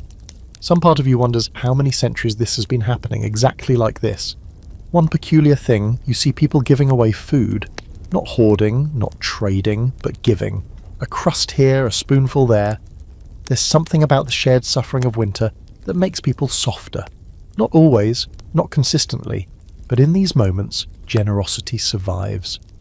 You give up your last sliver of dried apple to a little girl with sunken eyes. Her smile is more filling than the apple would have been. There's an awkward attempt at a game. Some kind of stick and stone tossing contest that loses momentum halfway through, but no one cares. It's not about winning, it's about doing. About moving your body, making noise, feeling human. Eventually the fire starts to fade, the drums slow, people drift off one by one back to their cold beds and smoky huts. But they walk straighter. Their steps seem firmer. It's not that the hunger is gone. It's not that the cold gave up. It's just that, for a little while, they remembered they're more than just survivors. You linger a little longer, watching the last sparks float into the night. You pull your cloak tighter, but your chest feels warm. Not from the fire, from the people, from the reminder that suffering doesn't always mean silence. Sometimes it means singing anyway. You walk home with your breath curling ahead of you like a trail of ghosts, but they're not haunting you tonight. Tonight, they're dancing. It happens quietly, the way most danger does in winter. One morning you wake up and something's off. It's not colder, not exactly, but the air feels different. Stiller, like the village is holding its breath. You step outside and the snow crunches underfoot just like always. But when you glance toward the storage shed, You see the door hanging slightly open. That's not normal, not your normal, and definitely not accidental. At first, you try to convince yourself it was the wind, but you latched that door, you remember latching it. So unless the wind has learned how to untie rope and lift a wooden bar, you know what this means. Someone's been here. Someone's been stealing. You're not alone in this discovery. That same day, 3 other families say their stores were tampered with. A bag of beans here, a wheel of cheese there. Nothing massive, but enough to matter. Enough to make people start locking doors and sleeping with knives within reach. The idea of theft in a village this small is both unthinkable and inevitable. Everyone knows everyone. You grow up together, survive storms and births and sicknesses in the same tight circle. But the longer winter drags on, the more desperate people become. Hunger doesn't care about history, and snow has a way of covering tracks, literally and figuratively. Night watch becomes a thing, not official, not organised, just something that begins to happen. One man stays up late and sitting near the window with a club across his knees. Another paces outside with his dog, pretending he's out to smoke. You take your turn too, not because you think you're intimidating, but because if you don't, your food might be gone by morning. And what then? There's no street lighting. The moon is your flashlight, if it bothers to show up. Otherwise, you squint into blackness, straining your ears for the soft crunch of boots or the creak of a door. Every sound becomes suspicious. An owl makes your heart jump. A gust of wind has you clutching your coat like armour. You thought the cold was the enemy, or sickness, or hunger. But now there's something else, fear of each other. You start to look at your neighbours differently. That quiet boy 2 houses down, he's been walking a lot lately. The older woman with the limp, she seemed a little too cheerful yesterday. You catch yourself thinking these things and immediately hate yourself. But you don't stop. Historically, theft during the lean months wasn't just common, it was expected. Winter survival had very few rules, and desperation rewrites the ones that do exist. People stole firewood, livestock, bread, even clothing. It was a kind of local plague, silent, contagious, and always spreading. And the punishments? Brutal depending on where you lived. Fingers chopped off, ears notched, branding, public shaming. In some places, banishment. In others, the justice was private and swift, an accident in the forest, a fall down an icy hill. You hear stories about both. You believe all of them. In your village, though, things are quieter. No one talks openly about what's happening. But suddenly everyone's doors are barred. Everyone's walking in pairs. And if someone gets sick or weak, you notice how quickly people start whispering, not just in pity, but in suspicion. One fringe belief that circles this time of year is the snow thief. Not a person, but a spirit, a pale shape said to wander the village at night, lifting food from houses where gratitude has run dry. If you're selfish, if you hoard, if you eat without sharing, snow thief comes, takes what you don't deserve. You've even heard of people leaving out offerings, a crust of bread, a slice of dried pear, something for the shadow that takes without a sound. You've never seen it, but you've left something out once, just in case. It's not just food people steal, sometimes it's heat. A stolen log, a handful of dried peat. One night someone takes the bucket of coals you left by the door to restart the morning fire.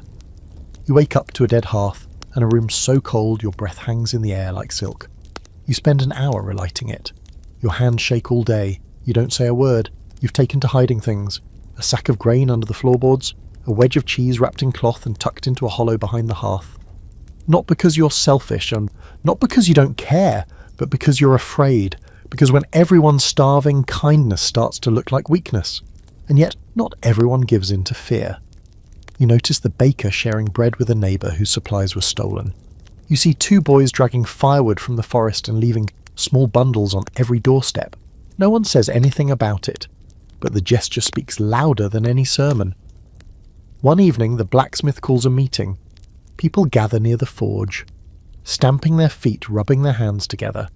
He speaks bluntly, says the theft has to stop, says anyone caught will face the full weight of the village. But he also says this: we're not animals, not yet. We don't eat our own.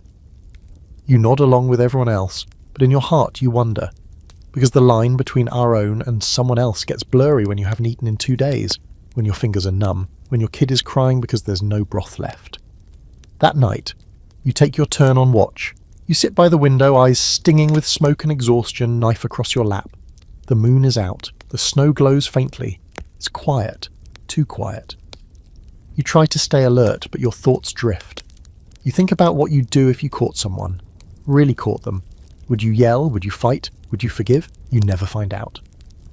The night passes without a sound, but the next morning you find footprints, too small to be yours, leading to your doors. Then away again, and your hidden cheese is gone. You can hear the forge long before you see it. Even in winter, especially in winter, the rhythmic pounding of metal on metal cuts through the stillness like a heartbeat, steady, loud, reassuring. The sound carries across the frozen fields, through the brittle trees, through the muffled snow. In a village where most things are frozen, broken, or on the edge of collapse, the blacksmith's forge is somehow always alive. It's strange, isn't it? That in a season where even the chickens look ready to give up, there's still a place in the village that crackles with heat and purpose. You find yourself drawn to it, like everyone else. You make up excuses to stop by. A knife needs sharpening, a hinge is loose, your cousin's axe handle cracked. Anything to step into that world of flame and hammer and smoke. The forge sits at the edge of the village, nestled against a low stone wall that's blackened with years of soot. The roof is thick thatch, layered so deep the snow doesn't stand a chance. Steam constantly billows from the chimney. Inside it's warm, real warm, not just not freezing, but warm enough to sweat. The first time you visited in late January, you thought you'd died and been sent to a smoky, hammer-filled heaven. The blacksmith is half myth, half man, broad-shouldered, burn-scarred, forearms like tree trunks. He barely speaks, just grunts in acknowledgement and points with glowing tongs. But his work is flawless.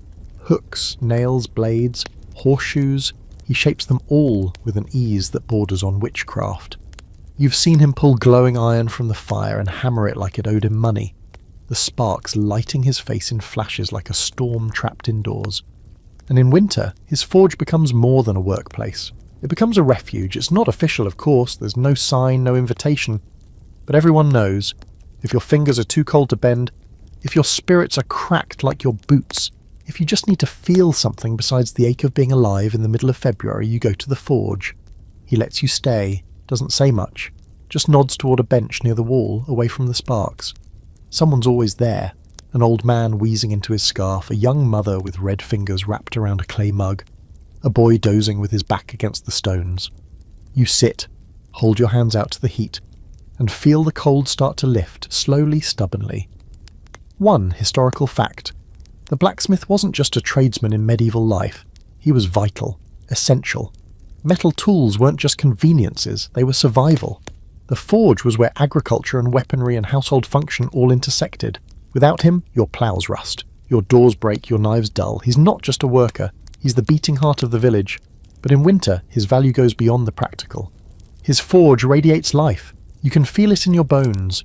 The warmth seeps into your skin like a second soul. It's addictive. You linger longer than necessary, pretending to admire his work when really you're just enjoying not being miserable. There's a fringe belief, mostly among children, but whispered by adults after too much ale, that the blacksmith makes deals with fire spirits. That's why his forge never goes cold, why his tools don't break, why he doesn't seem to mind the heat. You asked him once, half joking, and he just smiled. That's when you knew it might actually be true. And it's not just the fire that makes this place magic, it's the sound. The hammer on iron, the hiss of steam when metal hits water, the crackle of flames. After days of quiet suffering, those noises feel like proof that the world is still turning, that creation still exists, even if everything else feels like it's falling apart. People bring him gifts, a bottle of small beer, a pouch of dried herbs, a loaf of bread if they can spare it. No one asks for payment. It's respect, gratitude, insurance maybe. You want to be in the blacksmith's good graces, especially in winter, because when your door latch snaps, or your axe head comes loose, or you finally muster the strength to hunt something and realize your knife is dull as snow, he's the one who can fix it. Scholars sometimes overlook the social role of the blacksmith, focusing more on the economic output. But if you live here, among the smoke and the snow and the hunger, you know better. The forge isn't just a place, it's a presence. You walk into that space and feel yourself settle, like your soul has finally stepped out of the cold. You learn things sitting on that bench. Who's sick? Who got caught stealing? who found a dead rabbit in their trap and cried from joy. The blacksmith says little, but he hears everything. People talk more freely around the fire. They open up like ice cracking in spring. It's not confession, it's survival. One day you bring in a broken hook. Small, not urgent, but you need an excuse to warm up. He takes it, inspects it, and tosses it into the fire without a word. You sit. You wait. And then, out of nowhere, he offers you a cup of broth. Hot. Salty. You nearly cry. You sip in silence, the fire roaring nearby, the hammer falling in steady rhythm. And for a moment you feel okay. Not good, not full, not even warm all the way through, but okay, like maybe you'll make it. Like maybe, even if winter wins the battle, it won't win the war. When you leave, your skin smells like ash and iron. Your hair feels dry from the heat, but your fingers move again. Your breath doesn't fog so thick. You tuck your scarf tighter, nod to the blacksmith, and step back into the snow. The cold hits you immediately, but it doesn't bite quite as deep. Not today. There comes a point in the winter where you stop waiting for spring and start accepting that this frozen limbo might be permanent. The roads are still ice, the wind still punches you in the face every time you open the door, and the sky hasn't shown a real sunbeam in days. You're tired. Everyone's tired. But that's exactly when the idle hands start itching. You'd think there wouldn't be energy left for anything beyond basic survival, but somehow there is. And if people don't keep busy, they start to go a little strange. You've seen it happen. The kind of strange where someone spends 3 straight days cleaning the same wooden spoon. Or starts naming their potatoes. So instead, you find something to do. Something that doesn't involve weeping gently into your stew. Winter work becomes its own sort of lifeline. The kind that doesn't feed your stomach but keeps your mind from curling up and giving up entirely. You start with mending, clothes mostly. There's always something coming apart. A torn sleeve, a split seam, a hole in your sock the size of your dignity. You sit near the hearth, fingers stiff, pushing needle through thread like you're sewing your sanity back together. Everyone works on something. The older women spin wool, their hands moving so fast it's hypnotic. One spins with her eyes closed, muttering what you assume are prayers, or possibly threats. Children make little woven toys out of straw, not for fun, but because they'll be traded later. Every object is currency when winter stretches too long. You pick up carving again, not because you're good at it, but because it fills the hours. Your first project is a spoon. It turns out horribly, more like a scoop or a sad hollowed twig. But you keep at it. You shave slivers of wood by firelight, slowly shaping something that, if you squint, resembles usefulness. Historically, this was normal. Winter was the season for domestic labour, the kind of slow, quiet work no one had time for during planting, harvesting or herding. It was the time for spinning, weaving, repairing tools, patching leather, boiling glue, fixing sleds, fletching arrows. Not because it was fun, but because once the weather turned, you couldn't not do these things. A broken plough in May is a disaster. A broken plough in February is just a project. You learn to make candles, bad ones. Greasy little rushlights that burn too fast and sputter with satisitude. But they work. You dip reeds into the tallow again and again until they thicken, then set them in a crooked row along the wall. You feel strangely proud. You, a peasant with no money and one usable sock, have made light. It's the closest you'll get to magic. One fringe superstition that pops up around this time of year: never work on the 7th day of the 7th week of winter. Supposedly it curses whatever you make. You don't even know which week this is, honestly. Time has stopped being real, but when that day comes around, if it comes, you plan to take a nap just to be safe. Tool maintenance becomes oddly satisfying. You sharpen your knife on a whetstone until it gleams, you polish the handle of your axe, you oil a rusty hinge until it moves without groaning. These are small victories, but in winter, small victories are everything. A working knife means food. A working hinge means security. A sharp axe means one less hour out in the forest screaming at frozen wood. Some people start weaving baskets, others knit. One neighbour you never expected anything from, old, silent, always vaguely damp, suddenly produces a flute made of bone. Where did she learn to do that? No one asks. She just plays it softly by the fire at night and no one dares interrupt. It's haunting, beautiful, sad amount. You lie awake later with the sound of it still lingering in your ears like fog. You trade what you make. If you can, your badly carved spoon gets swapped for a scrap of dried pork.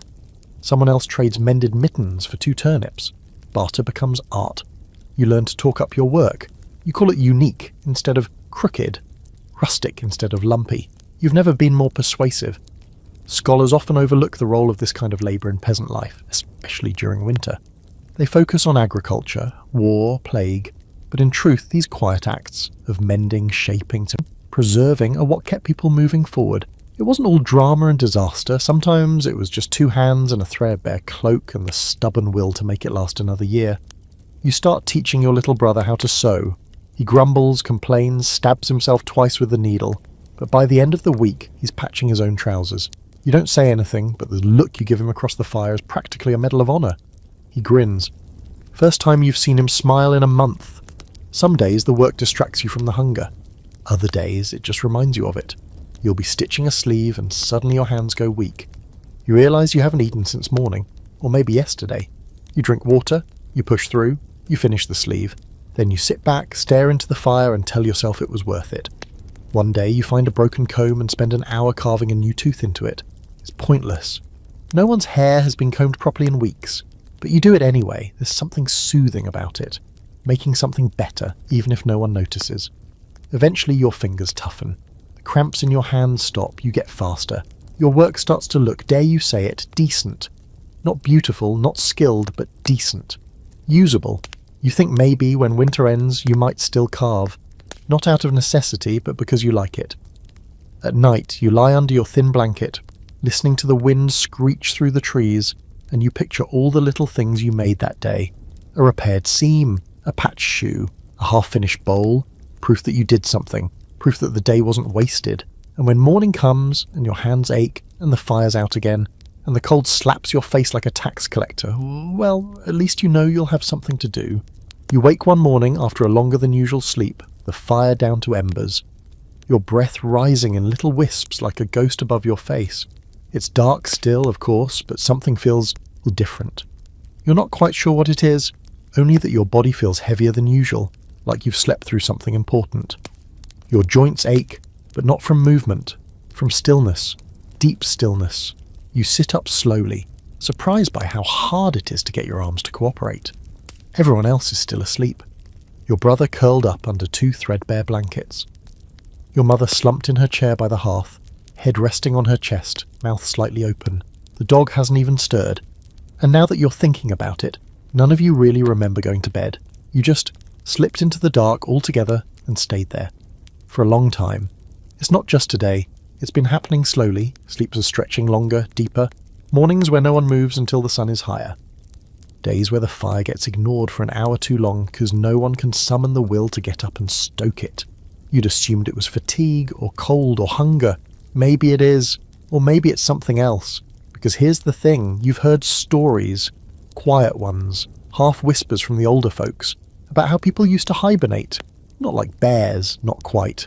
Not full cave and sleep until spring hibernation, but something gentler, something slower. A medieval sort of wintering. A time when, during the hardest months, January, February into March, families would sleep more, move less, live in a kind of twilight pause. They'd eat once a day, rest more than they worked, fade into a rhythm that matched the sun's refusal to rise. And now, lying there, blinking into the low light, it makes a strange kind of sense. There's actually a scholarly debate about it. Some historians point to monastic records and old peasant calendars that show an odd dip in winter activity. Fewer tasks, shorter days, notes about longer resting periods. Others argue it's nonsense, that survival took constant effort, and people didn't have the luxury to doze through winter like hedgehogs. But here, in your tiny soot-blackened hut, it feels less like a theory and more like a bodily truth. You're sleeping more, not because you want to, because you have to. Your body is retreating from the season, conserving itself. You eat your one small meal in the afternoon, stew or gruel or whatever can be made from the dregs of your pantry, and then you rest.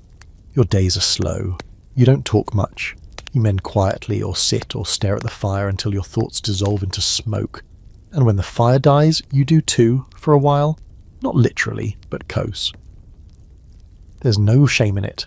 In fact, there's a kind of peace. When you stop fighting winter, When you accept that this season is not just a passage of time, but a state, you start to soften. You stop demanding more from yourself than what's possible. You give in to the stillness, to the slowing down. Of course, you can't completely hibernate. Someone has to fetch water, someone has to feed the chickens, someone has to stoke the fire so your breath doesn't freeze inside your lungs. But it's less than before. Everything is less. Movement, hunger, urgency. The world shrinks to the size of a single room and a single rhythm. Wake, warm, eat, sleep, and you keep track of the days with little scratches on a board near the hearth. At some point, you stop caring which day it is. Yes. You just care that the scratches are still increasing. That time is still moving, that the dark hasn't eaten everything. There's a fringe belief among the mountain folk that winter is not a season, but a srit. An ancient, slow-moving god who creeps through the land, draping everything in silence. And the only way to survive it is to match its pace, to be still, to be quiet, to not anger it with too much noise or ambition. Some people whisper their apologies to the cold before bed. You've done it, once or twice. You haven't told anyone. Your dreams are different now, too. Deeper, stranger. Long stretches of nothing, interrupted by vivid images of warmth, sun on grass, apples on trees, bare feet in the mud. You dream of green, of light, of things you haven't seen in months. You wake up crying one morning because in your dream, you ate a warm plum and felt its juice on your tongue. The line between sleeping and waking gets blurry, you forget what day it is. You ask your sister something and then realise she's been asleep for hours. You blink, and an hour passes. You blink again, and it's night. Time becomes soft, elastic, unreliable, but you adapt. Because that's what humans do. You make new rituals, a slow morning stretch before the fire, a single candle lit after the sun goes down. You recite the same old poem every night before bed, not because you like it, but because it tells your mind that it's time to slip away. Some nights you think about animals, about how they dig into burrows, curl up in dens, let the cold pass over them like a wave, how they trust the dark, how they understand something you're just starting to grasp, that not every season is for movement.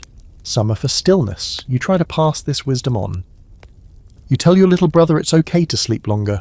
You tell your mother not to worry if she doesn't feel like working all day.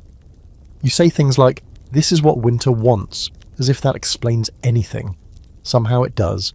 You start sleeping twice a night, once in the early evening and again after a few midnight hours of wakefulness. During that middle time, you sit by the fire, sip hot water, whisper stories to whoever's half awake. It's quiet, intimate, dreamlike. You think maybe this is how people were always meant to live in winter, half asleep, half awake, always floating. Eventually you doze again. You let the dark take you, not out of fear but acceptance. Winter hasn't killed you, it's just slowed you down. And maybe that's the point. You start measuring your days by firewood. Not meals, not sunlight, not prayers, just how many logs you've got left stacked against the wall and how fast they're disappearing. You count them in the morning. Again in the afternoon. Once more before bed. It becomes a compulsion. You run your fingers over the bark, feel how damp it is, how crumbly. You sniff it to see if it's worth burning. You start dreaming about woodpiles the way merchants dream about gold. Because now, in the final stretch of winter, fuel is more precious than fuel and food. There's something brutal about it. Almost ironic. You live in a landscape full of trees, forests thick with branches and bark and roots, and yet you're running out of the one thing that makes life even remotely tolerable. You can't just go out and grab more either. Everything out there is wet or frozen or still part of something large enough to fight back. Cutting green wood is pointless. It smokes, sputters and spits like it's mad at you. It smells awful, it burns fast, and it leaves you colder than when you started. So what do? You ration first. 1 log in the morning, 2 at night, maybe a few scraps of kindling if you're feeling fancy. You get used to a chill in the air, used to your breath fogging indoors, used to seeing your own shadow flicker by the fire while your toes numb beneath the blanket. The fire's not for comfort anymore, it's strategy. Historically, firewood shortages were one of the biggest winter threats in medieval life. Everyone thinks about food, disease, wolves, but fuel? That's the slow killer. Without it, you can't cook, you can't dry your clothes, you can't stay warm enough to move, think, or survive the night without curling into a shivering ball of regret. You watch families get desperate. You hear of people burning furniture, breaking down carts, dismantling fences. Anything wood becomes potential fuel. You pass a house with a door missing and you don't even ask. You already know the answer. Warmth was worth more than privacy. One fringe belief says that every piece of wood carries a spirit, and if you burn it for greed instead of need, you invite the wrong kind of attention. You're supposed to thank the wood aloud before setting it in the fire. You tried it once, half joking, and then burned your hand within minutes. You thank the logs now, every time, just in case. You've seen someone burn peat dug from the edge of the marsh last autumn. It's heavy, crumbly, and smells like wet death when it burns. But it burns. You'd trade 2 eggs for a block of it if you had eggs. One neighbour uses dried cow dung. Another uses straw bundles wrapped so tightly they smoulder for hours. There's no pride left in what fuels the fire, only need. And then there are the feuds. Quiet ones, cold ones. A log goes missing from someone's stack and suddenly you've got accusations whispered like curses. You see someone dragging a branch back from the forest and 4 people suddenly remember that tree being on their property. You're not just guarding food now, you're guarding flame. You guard yours carefully. You keep your small pile indoors now next to your sleeping mat. You check it obsessively. If a piece looks suspiciously smaller than it did the day before, you notice. You don't say anything, but you notice. Some nights you lie awake listening to the fire sputter and wonder if it will last until morning. You stare at the ceiling and do the math in your head. If you burn just 1 log tomorrow, and maybe skip the midday flame, and maybe wear every article of clothing you own all at once, maybe you can make it to March. But then the wind howls and the walls creak and your breath clouds in front of your nose and you reach for another log with shaking fingers. Because survival isn't tidy. It's not noble. It's messy, illogical, full of compromises. You know you should ration better. But you also know that if you don't get warm tonight, there might not be a tomorrow. One afternoon you venture into the forest again. Not far, just enough to look. You take a small hatchet, a rope and a prayer. The snow is knee-deep, and your boots are already soaked by the time you reach the tree line. You find fallen limbs, mostly. Old, dead branches. You drag them back in bundles tied to your waist like a sled dog, your breath coming in painful clouds.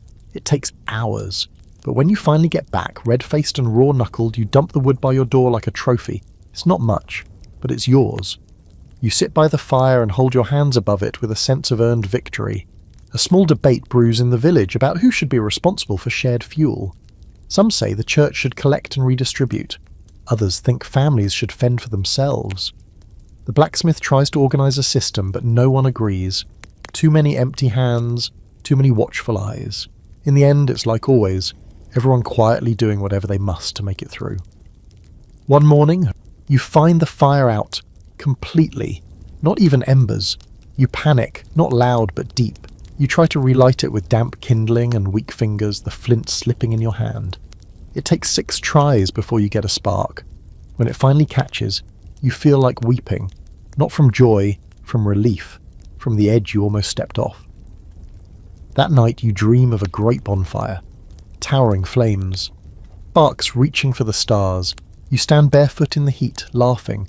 Your whole family there, cheeks red, teary, eyes shining.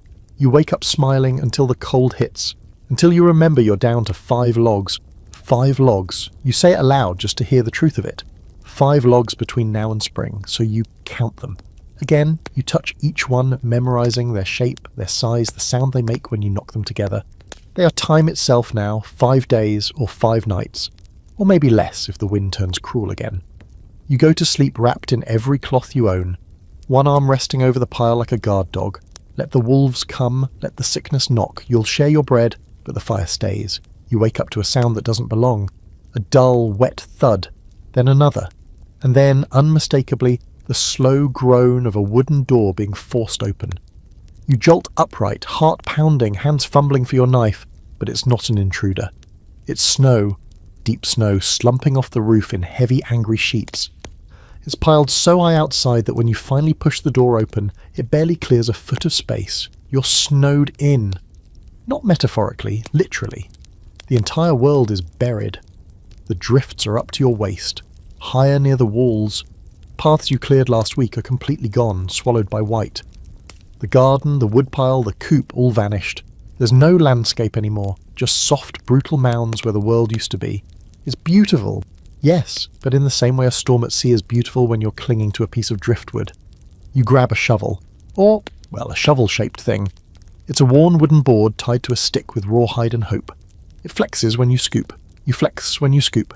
Within 5 minutes, you're sweating through your second layer of wool and swearing under your breath like the snow personally wronged you. Everyone in the village is outside, bent over, shoveling, scraping, hacking at the snow with whatever's sharp enough to cut and dull enough not to snap. No one's talking, there's no energy for it, just the scraping of wood on ice and the occasional yell when someone finds a door, a chicken, or worse. Nothing at all is where something should be. Snow doesn't just cover things, it steals them. Fences collapse under the weight. Roofs cave in. One family loses an entire storage shed. It just vanishes, flattened into like a cake in a bad oven. You help dig it out, hands burning from the cold, sweat freezing to your eyebrows. The wind picks up halfway through the day and begins shoving the snow right back where it came from. You pause, look at the swirling white in the air, and consider giving up, just sitting down and letting the snow decide your fate. But you don't. Because as exhausting as it is, you've got to get to the coop. You need eggs, or at least the illusion of eggs. The chickens are alive, barely, huddled together like one sad, shivering organism. You grab the few that still look alert and carry them inside, ignoring the smell. Everyone smells, including you. Dignity froze off back in December. You scatter grain, whisper an apology to the rest, and return to shoveling. One historical fact. While snow itself wasn't always seen as a lethal threat, deep drifts in medieval Europe caused real lasting problems, structural collapses, livestock losses, isolation.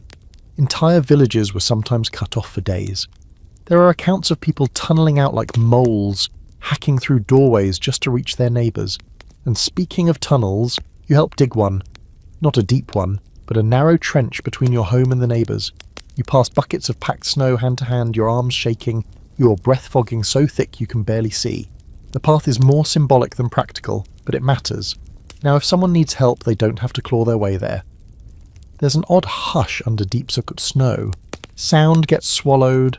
The world becomes muffled like it's sleeping. But under that quiet there's a constant pressure, as if the snow is leaning in, trying to crush your resolve. You keep moving. You have to. The stillness now is dangerous. One fringe belief floats to mind as you work, that when snow piles high enough to cover a man, the earth is trying to bury the living alongside the dead. Some call it the white wake. It's why older folks light extra candles on nights after heavy snowfall to show the earth they're not ready to go. You've never believed it, but tonight you light one anyway. And then there's the issue of roofs. You hear the creak first, then the crack, then the sudden whoomp as part of a neighbour's roof gives out, dumping snow into their loft like a rude guest. No one's hurt, but spirits are. You help patch it with boards and prayer. You spend the night brushing snow off your own roof every hour just to be told, your arms moving like wet laundry in the wind. You wonder aloud why snow doesn't fall evenly, why it chooses one house to bury and spares another. An older woman with missing teeth tells you snow is like people, unpredictable, heavy, and best dealt with in small pieces. You don't fully get it, but you nod. The next day the sun comes out. Not warm sun, but bright, blinding. The snow gleams like powdered glass. It hurts your eyes. You squint until they water, then cut slits in a strip of cloth and wear it across your face. Primitive sunglasses. You look ridiculous. But it helps. You start to see the world again, one mound at a time. The well is still there. The wood pile half sunken but visible. Even a patch of your neighbour's thatched roof poking through. You dig carefully around it, and as more emerges, you feel the strangest thing. Hope. Scholars have noted that snow in medieval life was more than weather. It was transformation. It erased boundaries, redrew maps, made lords and peasants equally small under its weight. It was cleansing and cruel at once, and when it finally began to melt, it left a world that was not quite the same. That night, you boil water over the fire, steam curling around your face, and you feel something you haven't in weeks. Tired, not just exhausted. It's different. There's an end to tired. Exhaustion is a pit. Tired is a bed. You drink something warm, wrap yourself in a blanket, and listen to the roof creak gently under its burden. The snow hasn't won. It tried. But you're still here. And tomorrow, you'll dig again. You don't notice the change at first. It's so subtle, so cautious you almost dismiss it. A faint dripping sound from the eaves, like a child playing with a leaky bucket. The snow along the edge of the path looks slightly defeated. The wind doesn't hiss anymore. It hums. You blink at the horizon and realise the sky has shifted from its usual sheet of cold pewter to a colour you haven't seen in weeks. Blue, not a summer blue, not even a full stretch, just a thin sharp blade of it slicing through the clouds. Then you smell it. Wet dirt, not the rot of root cellars or the mould of damp clothes. Earth, real, honest, stubborn soil. The scent rises like a promise, sneaking up through the melting snow and slapping your senses awake. You stop mid-step and just breathe. It's the first hopeful smell in months, and you'd bottle it if you could. The thaw has begun, slowly, stupidly, one dripping icicle at a time. But it's happening, and nothing makes you feel more like a peasant in the medieval mud than realising how excited you are to see mud again. Brown, slick, disgusting mud. You stare at a puddle forming near the chicken coop like it's a religious vision. But it's not all good news. The thaw brings its own chaos. Snowmelt has no manners. It seeps into everything. Roofs start leaking in new places. The thatch, brittle from months of cold, sags under water weight. You spend half a morning chasing a drip from one corner of the ceiling to the other, setting pots, bowls, a cracked helmet, whatever you can find, to catch the plinking rhythm of spring's first assault. The ground, once frozen solid, turns to mush. Your boots sink. The paths disappear under a stew of slush and straw and animal droppings. The village square becomes a pond. Children splash in it until someone yells, and then they splash quieter. You go to the well and find the bucket sitting in water, finally free. It smells slightly green. You grin like a fool. You haul it up and drink. Cold but not freezing, just wet, Jagilda life-giving wet. Historically, this period, late winter, early spring, was among the most treacherous in the medieval year. The freeze might be over, but now came the floods, the collapses, the rot. Burials delayed by the frozen ground had to be rushed before the thaw turned them into morbid soup. You don't say that part aloud, but you think of the chapel yard and wonder how the gravediggers are doing. A fringe belief tied to the thaw is that it wakes up spirits. Not the angry, vengeful kind, but the sad ones. The ones that died in winter, still waiting for a proper send-off. As the earth softens, they're said to drift out with the mist, walking slowly toward wherever they were meant to go. You leave the door open for a moment longer than usual that night, just in case one needs to pass through. The animals are confused. The chickens don't know whether to stay inside or start scratching. The goats refuse to step in the mud. The dog spends the whole day rolling in the wet straw, completely beside itself with joy. You look at it, tail wagging and tongue lolling, and feel something warm bloom in your chest. If the dog's celebrating, it must mean something.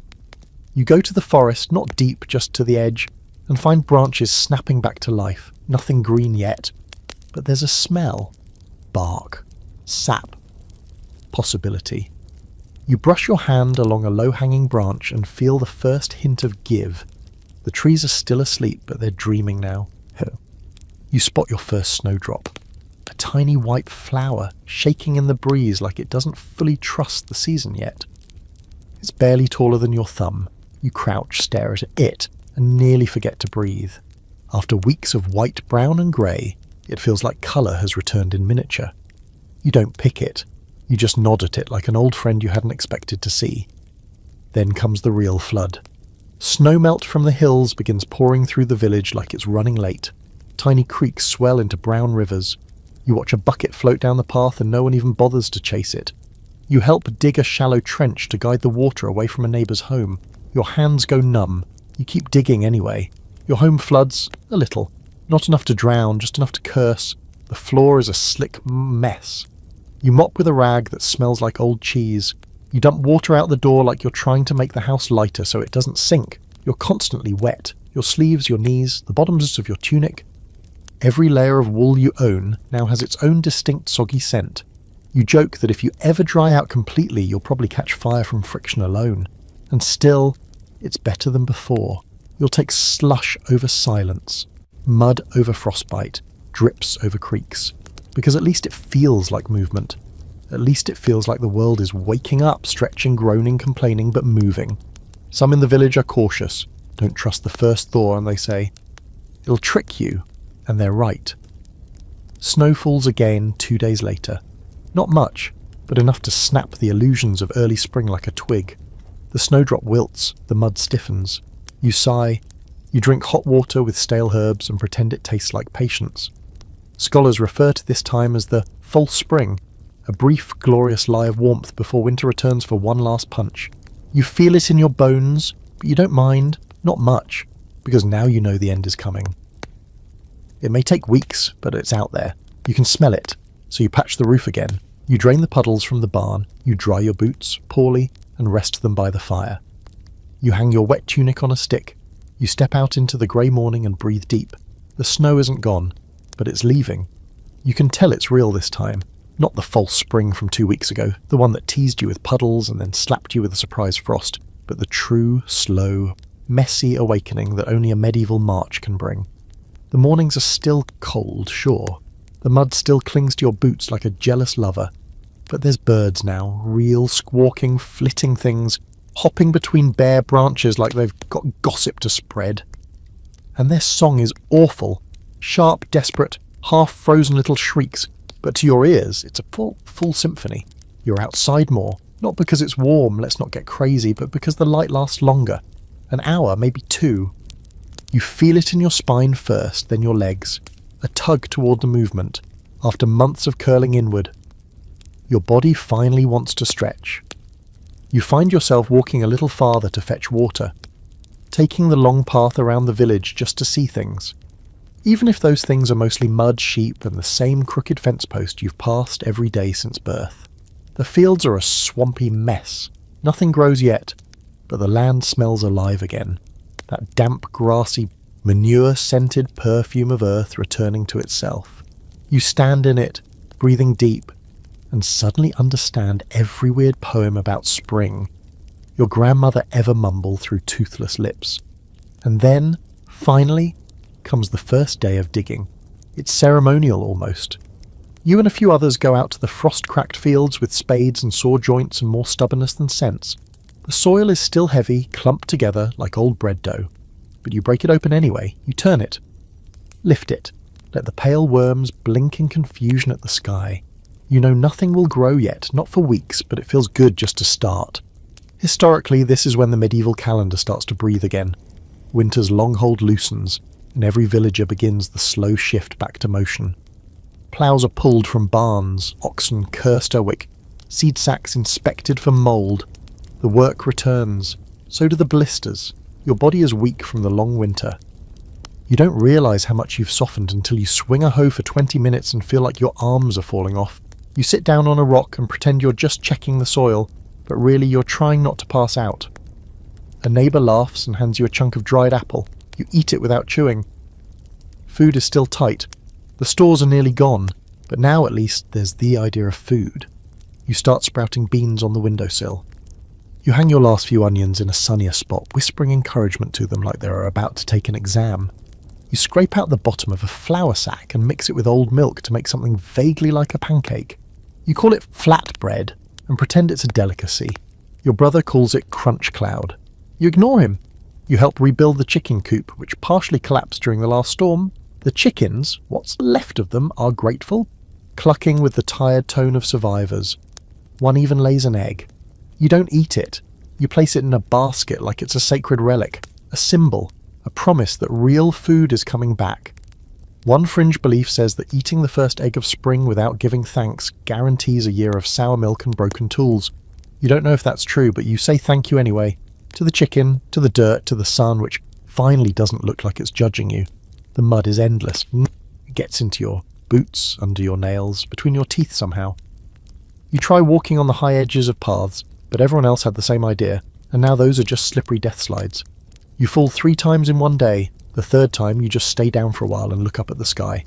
It's clearer now, not always, not consistently, but sometimes. You lie there in the mud staring at a blue so pale it's almost white, and you feel a flicker of something close to happiness. Or maybe just relief. The sky is back, the world is back, you are back. There's talk of planting dates now, of when the barley can go in, of whether it's too soon for peas. You listen to the arguments like it's politics. Everyone has a different theory. The older ones say, wait. The younger ones say, go. You dig your fingers into the soil and decide to trust your gut. The earth feels soft enough, hungry enough, you know how it feels.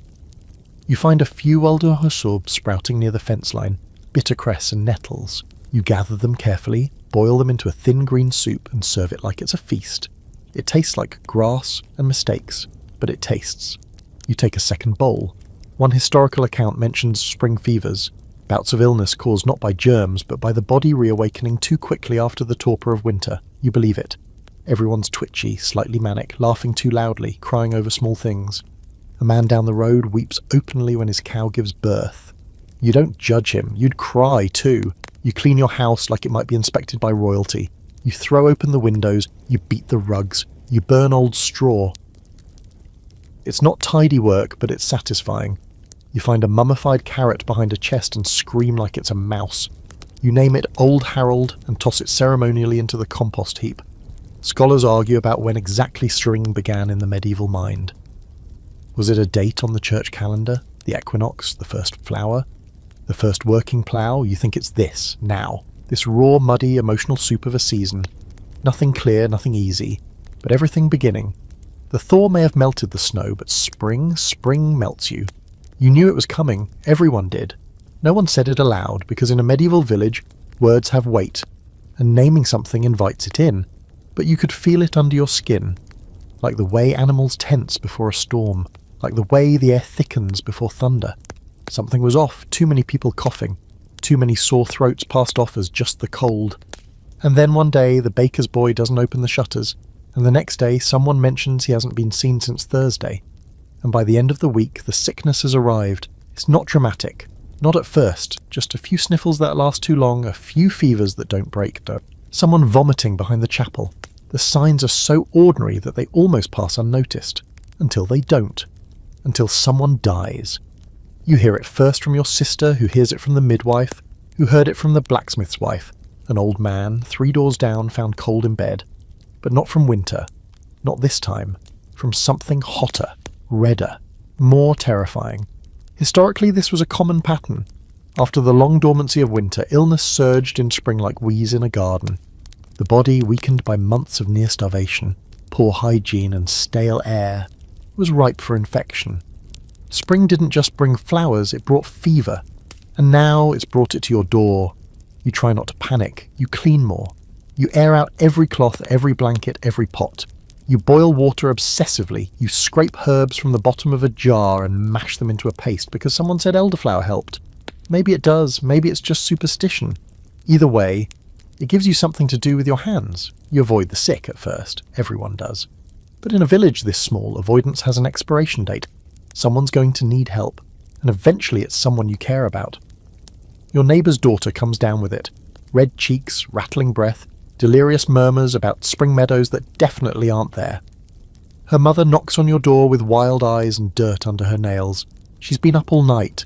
She needs help. You hesitate. Then you go. The girl is small and hot to the touch. Her hair sticks to her face in dark, wet strands. You sponge her forehead with water that used to be clean and now smells faintly of mint and desperation. You hold her hand while she shivers. You say her name over and over like an incantation. When she sleeps, you stay beside her just in case she wakes up scared or doesn't wake up at all. You return home that night reeking of sickness. You sit by the fire and don't speak. Your family doesn't ask. They just leave you a piece of bread and keep their distance. You've started hearing the bell, once in the morning, once at dusk. The priest rings it for each death. Some days it rings once, other days 3, 4 times. You stop counting. You just feel it, each chime like a weight dropped in your chest. A fringe belief says that sickness is the earth's way of balancing life after winter. Too many souls clinging on after the cold. Spring sweeps the excess. You don't like that thought. It feels cruel. But when the air is thick with fever sweat and old straw and fear, it's hard not to look for patterns in the pain. You start wearing a cloth over your mouth.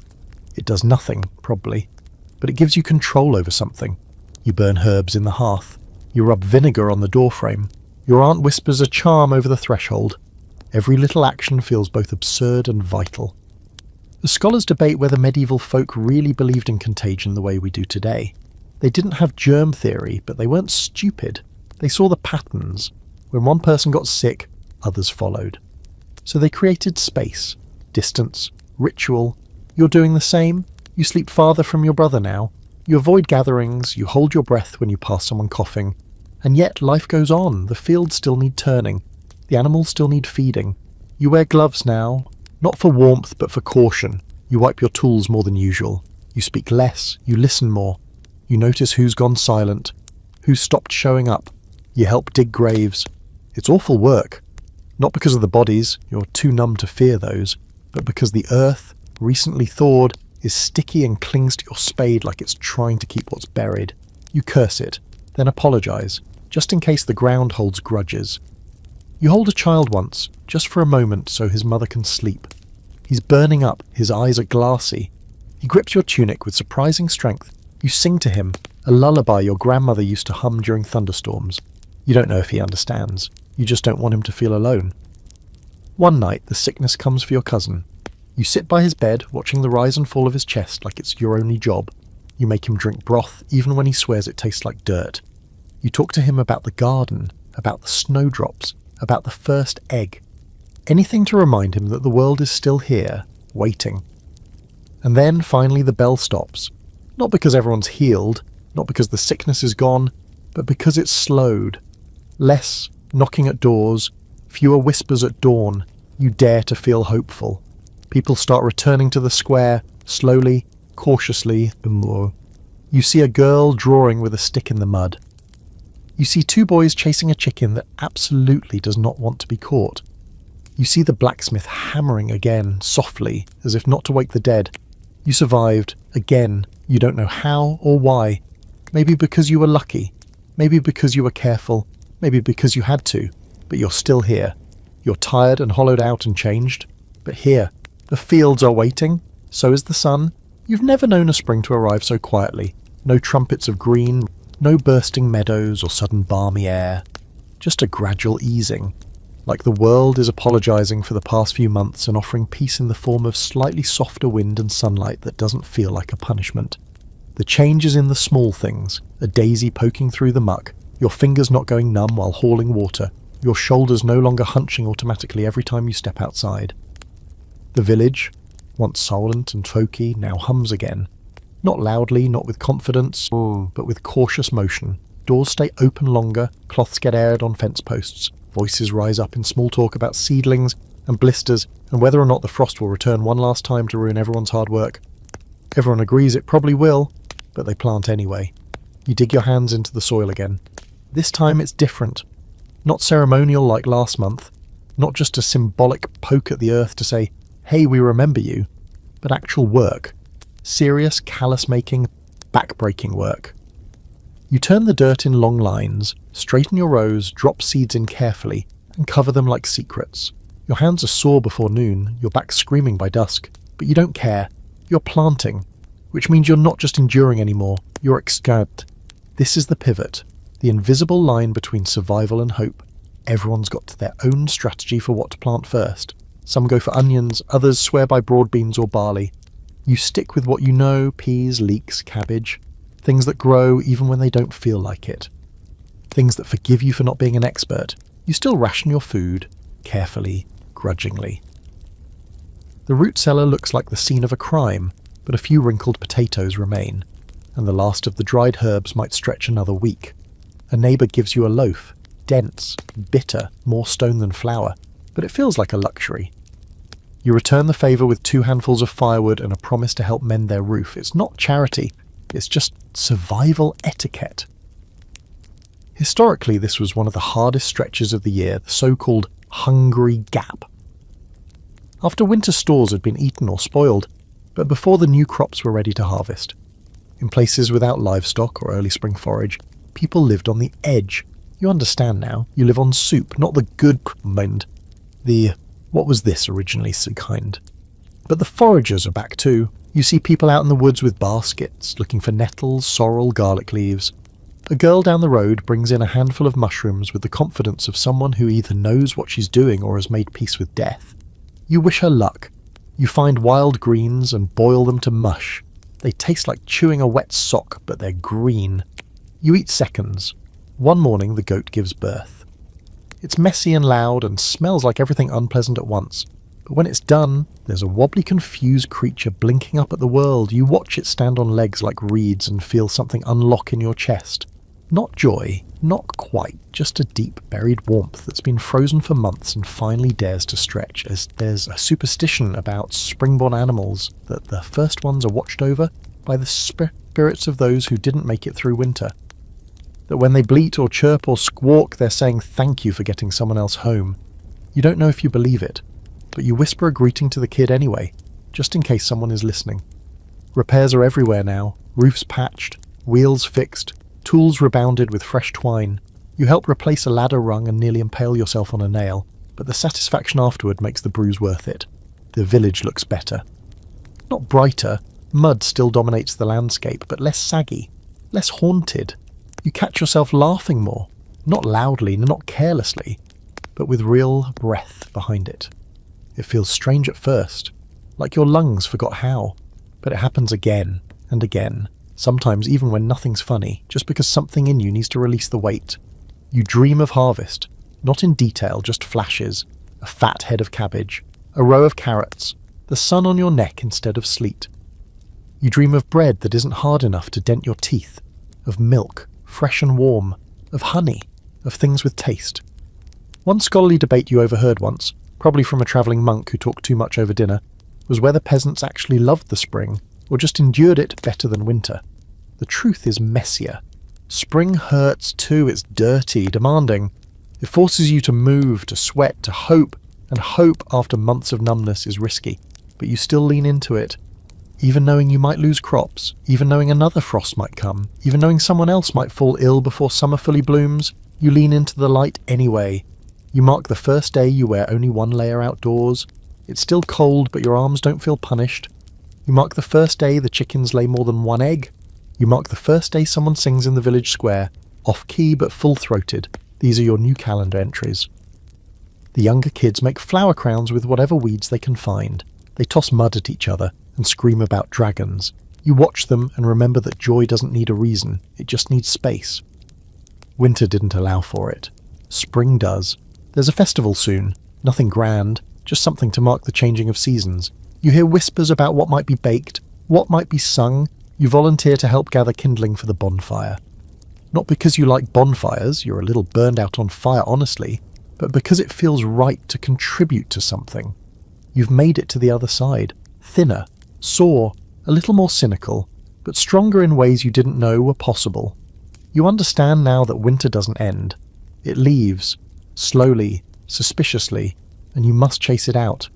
You do that now, with seed, with sweat, with song, with stubbornness. Let it go. Spring is here.